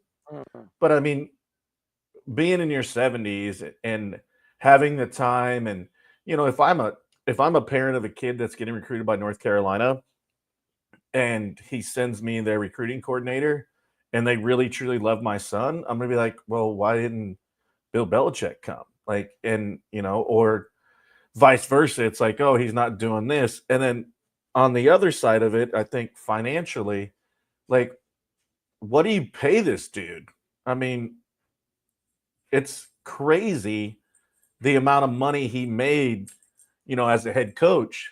What do you think? I mean, I guess getting a caliber of Bill Belichick in college is crazy, but at the same time, it's like, really, are you willing to pay that much? I mean, I know coaches are getting paid, but his number is whatever the hell he wants it to be, right? Like, I mean, he kind of dictates that market. So I see him, but I don't see, even if he goes back to the NFL, do you see more than 2 or 3 years? No, that's why I think he's not going to college football. 3 years at best. And that's why he's going to take the GM/coaching job. He will bring his son, because his son, wherever he goes, he's going to hire his son as his head coach. That's what I believe is going to happen. He'll bring Josh McDaniels definitely wherever he goes. And I could see Josh coming in as the offensive coordinator, his son coming as the defensive coordinator. And when Bill wants to step away as the GM, you move his son right in as the head coach and Josh McDaniels, because nobody's hiring Josh McDaniels ever again as a head coach, ever. So that's never going to happen. So he will be the offensive guru for his son, for his success. And he's going to put his son in the best position to win and succeed. And that's why I think the Jacksonville Jaguars make the most sense for Bill Belichick. Well, if it is the Jaguars, we'll see that soon. It looks like he's going to be fired over there, Peterson. Obviously, they won a game to help the Giants on their trek to the worst record in the league and get first overall pick. So we appreciate that win significantly. And maybe they end up with Belichick. You don't want them I to didn't get really the think number much one of pick, this. First of all, you don't want them. No, to get they're the going to number screw one it up. pick. They're going to screw it up. And I'm going to be wearing either the rest they of the screw way. it up or like Saquon, he's bad with the Giants and then he's, the offensive player of the year, as soon as he leaves the team. Well, this story may actually have a little bit more legs than we thought originally, right? If he can get the perfect situation at UNC paid Mac Brown $5 million a year. Mac Brown, a retread coach, also older coach, similar, but has obviously the college background with the recruiting. Belichick's not recruiting. We know that he's not recruiting. He's never done it before in his life, as far as since maybe the 70s, early 80s. No, early 80s with the Giants already. So really the 70s, right? So it's not really something that he's going to specialize in. If they get him, it's so that he has this plan where he coaches for a year or two. Then he becomes like the AD of just the football team because he doesn't care about the rest of the sports, unless he does Brett Favre type stuff, which let's hope he doesn't. And then they move him back down so his son is the head coach, like you said, Errol. But I think he goes even farther. Further. I think he gets the Lombardi kids, his former GM, who are offensive coordinators, because McDaniels isn't going to go to college, I don't think. And he can be around any professionals. I don't think college kids are going to take to McDaniels that well either. Maybe they could bring in personally. his son Bill O'Brien at Boston College. Bill O'Brien, Bill O'Brien can come in for a year, just have all his guys so that he can wind down and do everything that he wants to do and get all the attention for as long as he can. Look, he's earned it at this point. If they give him $10 million a season, probably he might do it if they let him at all those other things. And they may. Why not? He's never doing it. I don't think there's any way. He doesn't have interest. We're hearing there's no interest in the league. And Jacksonville's kind of such a crock of crap. And you know damn well. But go ahead, Owen. Maybe he's just trying to impress his 26-year-old girlfriend, get back to the college days, take this UNC job. But I don't think there's any way he's doing it. There's too much time and travel, talking to kids, following up with him. You think he wants to be on his phone all day texting kids like, hey, come to UNC. How are you doing today? What was your test like in math today? No, he ain't going to do that. It's too much legwork. He's not flying everywhere. And I'm surprised even UNC's doing this after they brought Mac Brown in, who's supposed to be an older guy, to turn the program around. He had so much coaching experience in Texas. So you're going to bring back another older guy to do the same thing? No, UNC is a brand name. They need to bring in a younger head coach that's going to light some fire under the kids. They're sponsored by Jordan. They can turn that around with a younger, fiery head coach like a Dillingham from ASU, rather than bringing in Bill Belichick. I just don't think there's any way he does it. I agree with you. There's no way in hell. And I don't think anybody believes that's going to happen. Unfortunately, for the UNC, or I call them the United North Carolinas, because they unite and completely fall apart. So do those South Carolina. What do they call them? Oh, yeah. What do they call it, Speedy? The Gamecocks. Even though they were actually they were like the fifth team out. Yeah, we all know who was a Gamecock.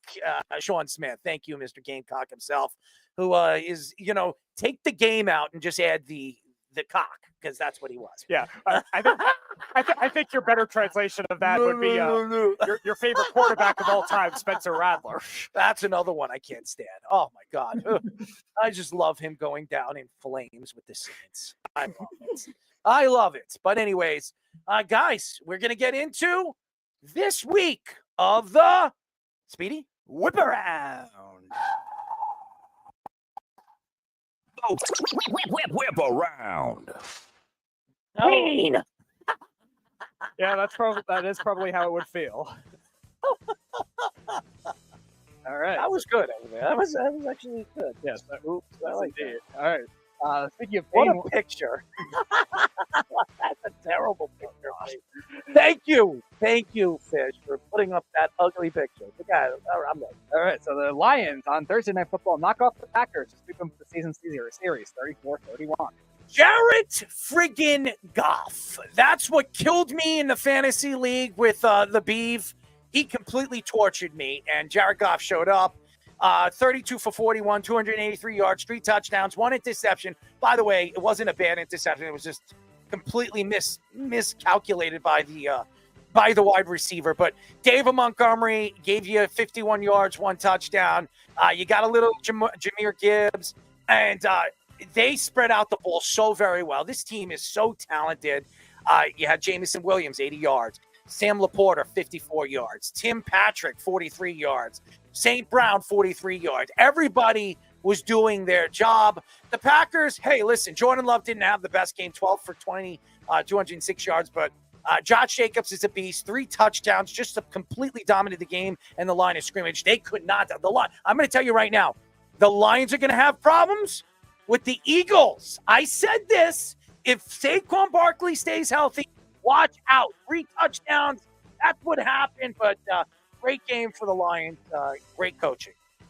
Yeah, I mean, obviously the Lions are the better team, but yeah, I think they were so balanced in everything that they did. And I mean, you've seen in the numbers. I mean, I wish St. Brown would have gone off a little bit more so I could have got some more fantasy points. But, you know, Jameson Williams, 80 yards, reported, like you said, 54, Tim Patrick's 43, St. Brown, 43. Even David Montgomery had 33 yards receiving plus 51 rushing. So, and the Lions just overall, I mean, it was a great game, but I think Jordan Love didn't have his greatest game. Christian Watson obviously had 4 for 114, but I think the Lions right now are the team to beat. All right, next game quickly. It's a meaningless game. The Saints 14-11 over the Giants. Well, there's nothing to say but the Giants and the terrible quarterback play. I mean, that's all I'm going to say about that. The Saints, they look like they just gave up, and they've given up ever since they fired their coach. It's pretty pathetic. And Drew Lock, he sits there and says, "Hey, you know what? I just love playing baseball." Baseball. He should be playing football. I mean, I'm losing my mind, but yeah, crappy game. Nothing to say about it. I mean, I don't know if it's just me or if you guys feel, but it's hard when we get down to this point of watching a game that's meaningless unless you have somebody on the fantasy team, so you don't really even pay attention to it. Yeah. And that was one of these games you're just like, oh, it's on, but I don't really care. Oh, if I've got so-and-so playing, but I doubt anybody has very many of the people from these two teams. Baseball. I mean, I was lost. I'm thinking baseball with the Giants. I think I'm better off watching what the San Francisco Giants are going to do in in free agency than watching the Giants play football. So that's why I'm lost. Willie Adamas signed a bigger contract than Daniel Jones did. So. That's true too. That's definitely true. All right, another meaningless game. The Jaguars 10-6 over the Titans. Well, there's really nothing to say about that. But hey, guess what? The Jaguars did the Giants a friggin' favor. That's all I'm going to say about that. And again, the Jaguars played the Tennessee Titans, who obviously sit right in front of the Jets as the sixth worst team in the NFL. I want to see the Tennessee Titans win so the Jets can jump up and get in the top 5. That doesn't seem like it's going to happen when you look at their strength of schedule. Trevor Lawrence is done. Mac Jones stinks. 2 interceptions, no touchdowns, and Will Levis, that's all I can say about that. He's better off milking a cow in Nebraska. There you go. Pain! I mean, I think the only bright spot even in this whole game, I mean, obviously Tony Pollard ran for over 100, but other than that, I didn't even know if I paid attention to 93% of this game. Just, it's tough when it's a Mac Jones versus Will Levis matchup. Like, and obviously their records show both being 3-10. So, yeah, there's not much to say about that one. All right, the Miami Dolphins in overtime knocking off the Jets, 32-26. What can I say? The Jets pretty much threw away the game. They had a chance to win. They had an 8-point lead going into the fourth quarter. And, Aaron Rodgers had his best game as a New York Jet, 27 for 39. He completed a significant amount of his passes. He looked really, really good. I think he's finally figuring things out with Devontae Adams, as you've seen, and Garrett Wilson. They spread the ball very, very well in the game. 27 for 39, 339 yards and 1 touchdown. And finally, they're starting to give the ball a little bit more to Braylon Allen because Breece Hall didn't play in the game. So I want to see more of Braylon Allen. The defense just completely choked. The Dolphins, I should have started Tua Tagovailoa. Maybe I'm winning. But the Dolphins couldn't run the ball against the Jets. I'm surprised. Tyreek Hill had a good game. Waddle had a good game. I mean, everybody caught the ball. And Jonnu Smith showed up. He couldn't catch the ball all game long until overtime, and he absolutely put the Jets to shame. That's all I'm going to say. Yeah, I think this was hands down Rodgers' best game. And, obviously with Wilson and Adams and, targeting both of them over 10 times. And he spread the ball really, really well. But obviously that defense just kills you. And, Tua, like we said last week too, it's like he hasn't missed a beat. Like he's out here to throw the big middle finger at everybody saying he should retire. And goes out and, he wasn't sacked once in the game. And, he obviously spread the ball around. And, when you got those two guys to throw it to, it makes it pretty easy. But he's come back since his injury and has actually looked better, to be honest. Former New York Jets quarterback Sam Darnold leads the Vikings to a 42-21 win over the Falcons. Boy, I just hate watching this. It makes me sick. He had 5 touchdowns in this game. The last player to throw 5 touchdowns in a game since Sam Darnold was like 30 years ago, 20 years ago. I mean, it's ridiculous. Joe Burrow just did it this year. Yeah, I meant for the Vikings. I'm talking about the okay. Vikings in that organization. 22 for 28, 347 yards and 5 touchdowns, no interceptions. I mean, Sam Darnold is going to get a nice contract in the offseason. It might not be from Minnesota. Hey, I honestly would think about just bringing Sam Darnold in and trading away their young, prospect quarterback. I don't know. It makes more sense to do that for what Sam is doing. Jordan Addison had a great game, 3 touchdowns, 133 yards. We know what Justin Jefferson could do, 132. When you have these guys getting you 5 touchdowns and doing what they're doing, it's pretty sick. 2 interceptions, but he put up the numbers in Kirk Cousins and Bijan Robinson. He had a good day, but they're not doing anything offensively besides Mooney having a breakout year. Everybody else, Kyle Pitts had 1 catch for 14 yards. This guy was a top 10 pick. Sickening. Yeah, it's so funny. Like, think about this. Actually, one of my buddies turned me into a Vikings fan, and never thought in my wildest dreams would have been Sam Darnold that's doing it. It helps when you have Justin Jefferson, and now we've seen what Jordan Addison's done. And I think there was a couple weeks in a row where Justin was obviously getting double teamed, and then that kind of exposed, Jordan Addison to be able to get the ball. But when you can throw it to those guys, and Kirk Cousins didn't play terrible, but they don't really do anything special.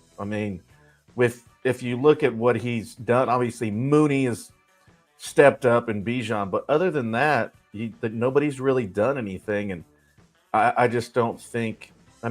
Drake London's not terrible, but yeah, I just think obviously the Vikings are better and they have way more weapons than the Falcons do and play better defense. So that's obviously why the score is what it was. The Eagles squeaking by against the Panthers, 22-16. Wes was right about the Carolina Panthers covering the spread. The Panthers are going to be fine. I think they're going to be fun to watch. I think they're starting to figure it out. I think Canales is a good coach.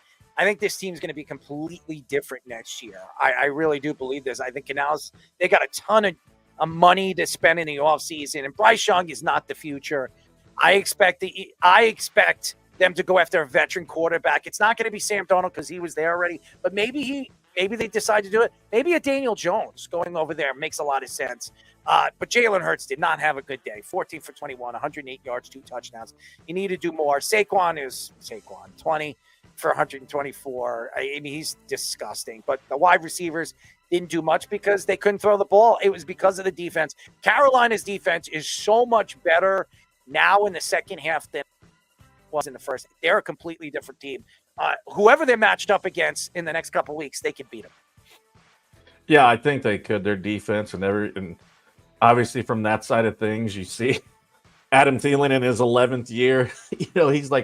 He's still trying to beat Father Time, and he's been impressive. But I don't think Bryce Young is the answer. Chuba got me some points and a touchdown, so that was great. But yeah, you don't have to throw it when you got a guy like Saquon that they have to load the box, and then receivers didn't really do anything, but they didn't also have to. So yeah, it'll be interesting to see if they figure it out to be able to spread the ball more as far as throwing. And Saquon's going to do what Saquon does, so that's a given. So we'll see how that plays itself out.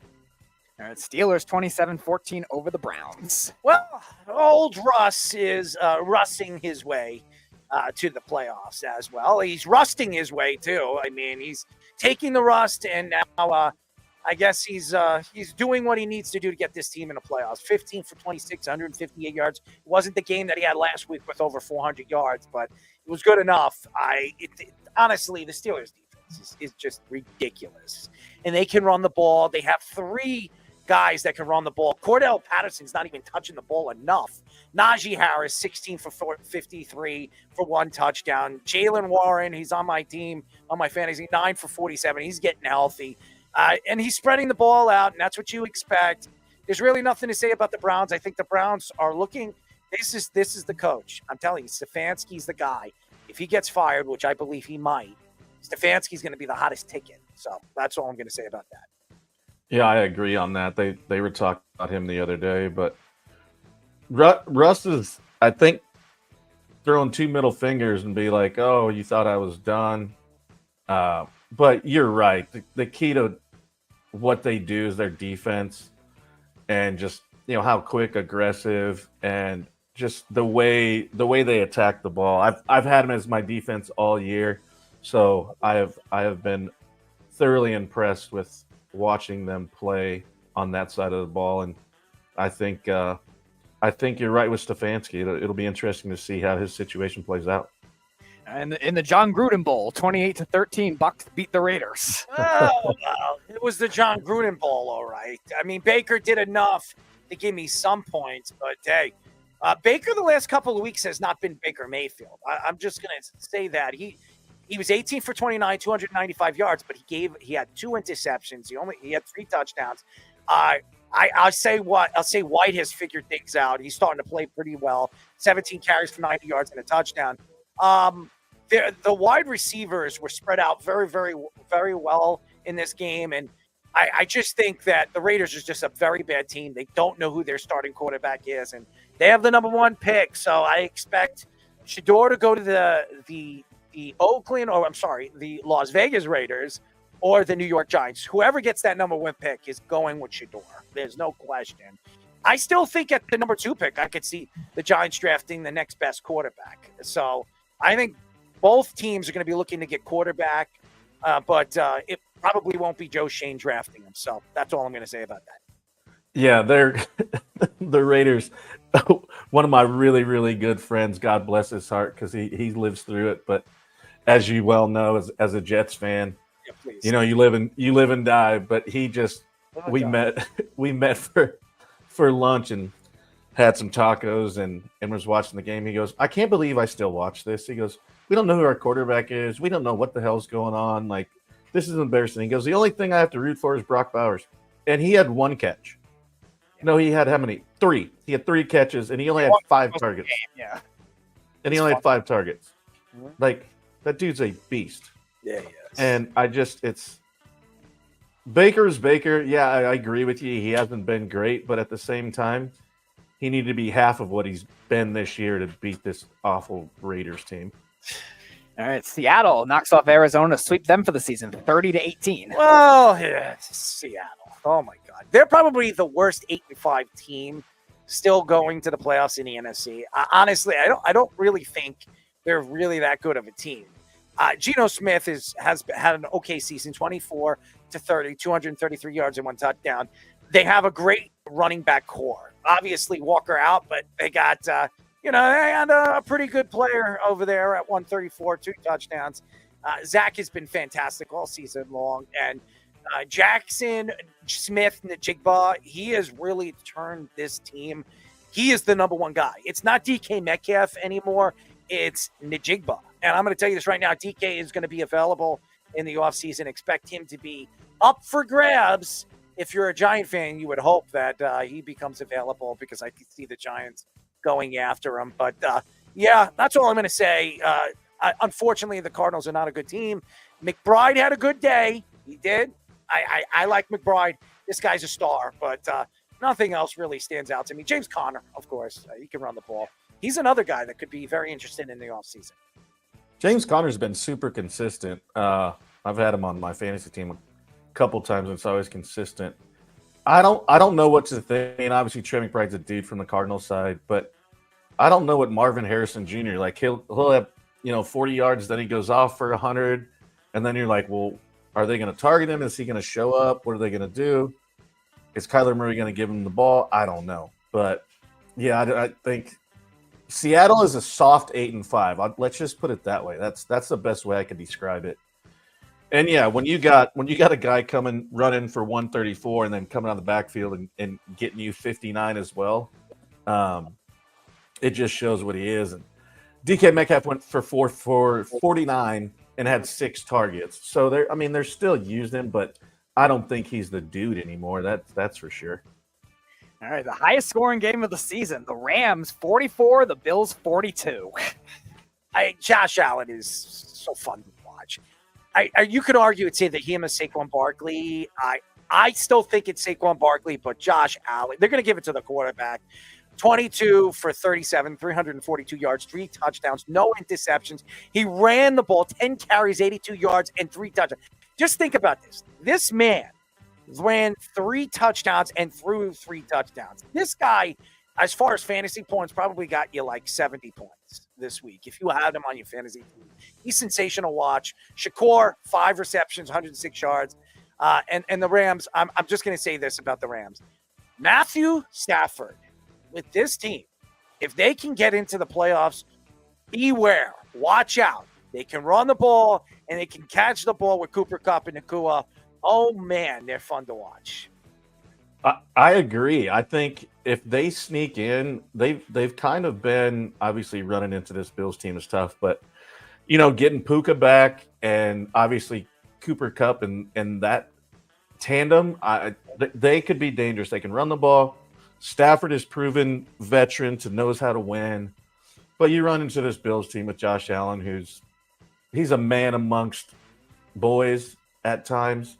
When you're that big, you can move that fast, and obviously being able, like Shakur didn't even get the most targets. He only had 8. He had 5 for 106, but Amari Cooper had 14 targets, 6 for 95. So, he's got weapons there too, and he's fun to watch. I like to watch him hit a golf ball too. Like, it's crazy. He's just a crazy good athlete, and he's so fun to watch. The 49ers blow out the Bears 38-13. Not surprised. I mean, there's nothing to be surprised about it. Nick Bosa didn't play. So, I mean, if you're a Nick Bosa lover, for all you ladies out there, that probably scared you or upset you. But, hey, Brock Purdy had a good day, 20 for 25, 325 yards, 2 touchdowns. They can run the ball in many different areas, including Deebo Samuel had 5 carries for 13 yards. George Kittle had his best day, 6 receptions, 151 yards. Juwan Jennings, 7 receptions for 90 yards. They spread the ball out so very well. I expect them to fight for a playoff spot. I think they come short because, too little, too late. And Caleb Williams looks like he has lost his mind after the game. He didn't cry, ladies and gentlemen, but he was about to. Yeah, I just think about him running in the stands and crying. Sorry. Yeah, I mean, Purdy had a good day. Obviously, being able to spread the ball around. You know, and Isaac Orendo, I mean, he might be the real deal. I mean, for a third string running back, I mean, pretty impressive. He missed my parlay by 2 yards. I needed 80 and he got 78. So that kind of hurt a little bit. But yeah, it shouldn't be surprising. The Bears stink. And they need to do something because I don't know if Caleb Williams is the answer either. I do. I just feel like they screwed him up with the Eberflus thing. They really screwed him up, just like Justin Fields. He might have to be traded, not this year, but a year after if they don't bring in the right guy. Ben Johnson is the right guy. That's the way I go if you want to fix Caleb Williams, because I've heard he's not a great interviewer. He's not either as Eric Bieniemy. And I think Eric Bieniemy is definitely going to – if I were the Jets right now, I go strictly Eric Bieniemy right now. I think the fact that nobody wants him and he comes from the Andy Reid tree and what he has done, I think he's better. I think he would be a great fit for the New York Jets, just my opinion. All right, and lastly, the Kansas City Chiefs squeak it out again, 19-17 over the Chargers. Luckiest team Oh, my gosh. NFL. That's all I'm going to say. They're the luckiest team in the NFL. They definitely have like a deal with Vegas. I mean, seriously, it's sick. This sickens me. I don't even want to watch them anymore. They're going to lose in the playoffs. There is no way this team is going to play like this and squeak into the Super Bowl. No way, no how. I'm telling you. That's all I'm going to say. Patrick Mahomes, you blow. They made a deal with somebody. I don't know if it's Vegas, the devil. I don't know, because the way they keep winning these games is utterly ridiculous. Like, you couldn't even make it up if you tried. Mm-hmm. And I mean, literally, I said they're a soft 8-5. The Chiefs are a soft 12-1 because they very well could have lost 4 or 5 of those games. 100%. And they would have been 8-5. And you'd be like, yeah, that's, you know what, that's all right. But that's a soft 12-1. I guess a W's a W, I get it, but there wasn't really anything in this game that was super exciting. But other than literally, I just shook my head knowing when it gets to that point, it'll be a blocked field goal off the crossbar. Something will happen to go the Chiefs' way, and it's done it all year, and we've seen it, and it's getting old. Yeah, I'm constipated just watching them. Let me tell you. Ooh, I'm a good pooper. Well, I was too, but with everything going on with my kidney stones, it hasn't really worked out for me very well. So that's all I'm going to say. But it's an unfortunate, and the Swifties are excited. Good for them. The 12-1. Yep. Pain in the asses, as we all getting their friendship bracelets. Oh, Speedy, would you put your friendship bracelet on some other leg of yours? No, that's Wes. That's Wes's job. Well, by the way, are you going to have Wes put it on your? No. Wes has to send it to you along with the ribs he'll be sending you. No, Wes is actually. I am going to the first playoff game. We know Kansas City, so I am flying to Kansas City. I told Wes he's got season tickets to Kansas City. I'm flying to Kansas City to go to their first playoff game. So me and Wes already had this conversation. I am definitely going to Kansas City to watch the first playoff game. My first Kansas City Chiefs live game in the playoffs. The tailgates for real. I'm excited. We spoke about it, and I'm going to do it. I'm going to fly that weekend just to go and get the experience the Kansas City Chiefs. And yeah, it's fun. Yeah, I'm looking forward to it. I'm only 2.5 hours away from there. So maybe you should come up over there. We should all go. This will be fun. Yeah. We should all go. Yeah. It'll be fun. Let's do it. I'll talk to Wes. This will be great. All right, ladies and gentlemen, let's get them all in, Speedy. We'll get the old group here as we call this segment. What's that smell? What's that smell? All right, so everybody knows. Speedy, do you know the rules of this wonderful? Yeah, it is what is the stinkiest things in sports you have seen this week? So, what order are we going to go in this week? We're going to go you. We're going to go Fish. We're going to go Scoops. We're going to go Owen. Jabba, me. You ready? All right. We were hinting at talking about the New York Giants and their awful draft position. I'm going to go with, from Why What's That Smell, the flyover plane of over MetLife Stadium, saying for John Mara to sell the team. And they did this kind of thing in 1978. Malik Neighbors, he had a deal with it. He had a comment about it saying, I don't fly the plane, I just play the game. And it is rock bottom for the New York Giants. You're trying to stoop that so low to do that kind of thing. Resurrecting that from 1978. So what does that smell like? It smells like the gas in the back of the plane combined with the chemicals involved in the money used to pay Kenny Galladay's awful contract.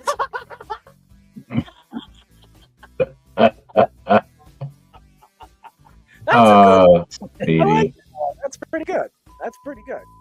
All right. Well, not too far away from that dumpster fire lies yet another New York sports dumpster fire where the Jets lost 32-26. Well, quote here from Zach Rosenblatt of theathletic.com talking to Garrett Wilson. When you're up in the fourth quarter, all of a sudden it starts to feel like we have a losing problem, like a gene or some shit. So my smell is a geneticist laboratory bathroom, because that is the losing gene smell, the shitter in the lab. Thank you. I'll be sure to wear my Saquon on Wednesday. You smart ass. You piece of garbage. Oh, God. Oh, God. All right. All right. So for my What's That Smell, I'm going to be talking about Timothée Chalamet. You guys know who Timothée Chalamet is? Yeah? Well, he is an actor. Main actor, yes. In the Dune series, Dune 1 and 2, just recently played Willy Wonka in the Wonka movie, and is going to be playing Bob Dylan in an upcoming movie as well. So dude is making strides as an actor and as a college football analyst, as everybody who watched and saw him on the College Game Day giving his picks. He was actually dropping some gospel on the panel and on everyone there. You know, he didn't go perfect, went 4 for 3 on his picks, but that doesn't take away the fact that of his knowledge of college football made the entire panel look very goofy, including Pat McAfee, who left WWE to go concentrate on this college football season. So, hey, the dude watches a lot of college football, more than anyone thought. So what is my smell? It smells like success and wisdom for Timothy there. All right, my What's That Smell is Scott Frost going back to UCF. He's supposed to be the hero for Nebraska, and he couldn't get out of the bar. Had some unsuccessful seasons, so he's trying to find that magic back at UCF. I mean, I wish him the best, but the way he let down Nebraska, I hope he does a lot better for that program than he did for Nebraska. So that smells some Famunda cheese from under my nuts, because it stinks.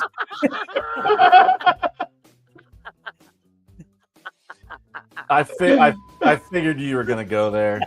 I figured. Mine is, I don't know if you guys notice, but you always notice when there's a coin flip, the ref always lets it hit the ground, right? Well, in the SEC championship, the referee caught it both times.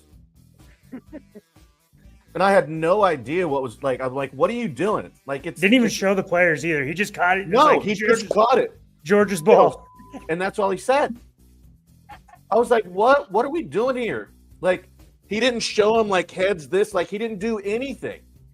He got it from whoever was giving it to him. And then he asked whoever called it, and he was like, you win. I was like, what is going on? They always let it hit the turf. Yeah. I was like, this is weird. And it smells fishy and a little controversy to me. Very interesting. My What's That Smell goes to another New York team that, doesn't show up to games they should be. And that is the New York Knicks, as they get crusted on Saturday by the Detroit Pistons, who are 10-15. They're actually a little bit better this year than they have been over the years, but not very good.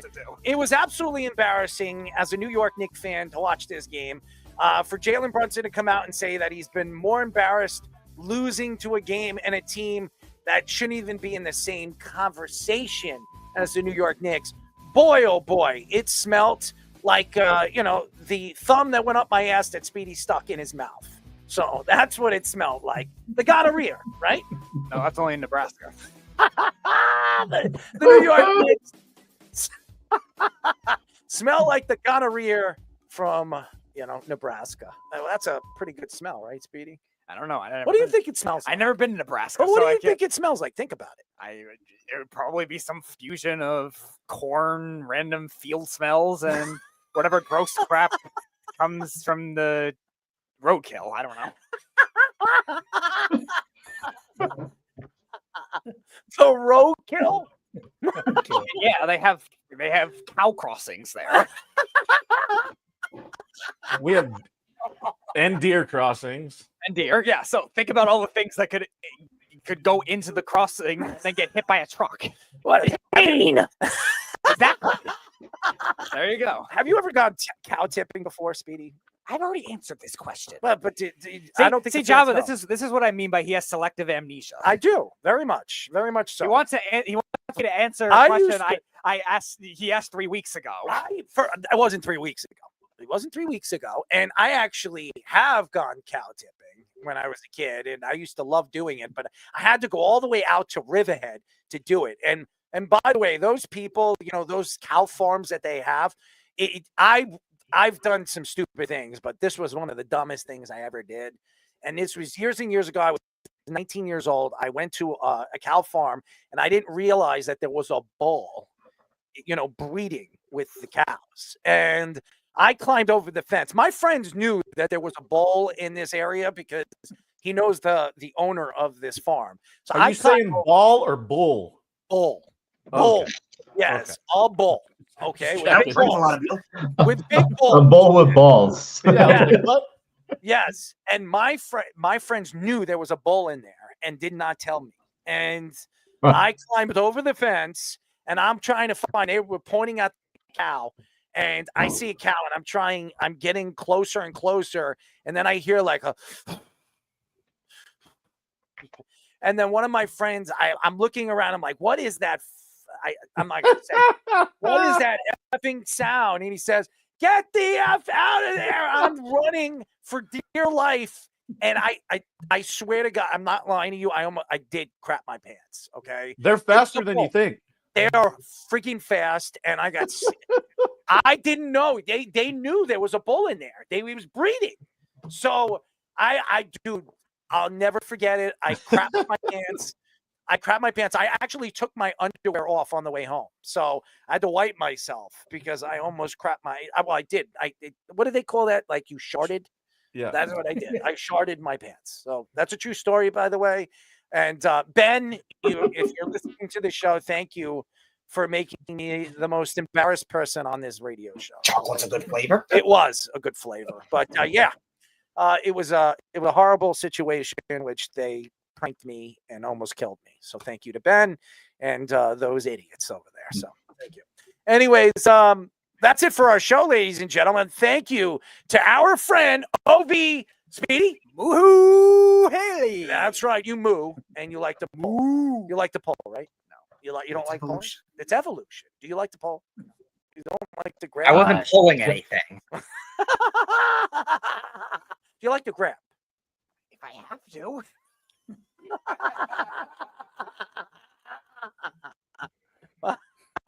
What would you grab? What's your favorite thing to grab? I don't know. What is it? Long? Is it bent? Maybe it's that burger. So you grab the burger? How much beef would you like on your burger? Depends on how hungry I Mm. Oh boy, I'm hungry. Yeah, me too. Speedy? What's your favorite? Like, obviously, being big beef people here, what's your favorite type of steak? Ooh, my favorite. I would definitely. I would say. Favorite cut. Yeah, a rib eye. I like rib eye a lot. He likes the bone. You know. He likes the bone in. The bone in rib eye. The bone in. I've had it before. I like both variations of it. My uncle's actually very good at grilling, and he's made bone in ones before, which are very good as well. They do say the bone in has more flavor, so you got to give it, right? Not get it, right? I never heard of a skin flute, which has nothing to do with steak. But okay. Well, they have flutes, right? I would hope I would hope the steak bone is not a flute. I hope it's It's actually a smothering. bone. I mean, it's not a smother with a bone or a skin flute. But All right, that's it for our show, ladies and gentlemen. Thank you to Ovie Mughelli. Thank you to all the fans out there. We'll be back on Wednesday. I have nothing else to say. I'm going to throw up. Anyways, good night, and stay away from any cow towns that have bulls in it. That's all I'm going to say, or you'll shart like I did. Good night. Duh! You're listening to the Worldwide Sports Radio Network.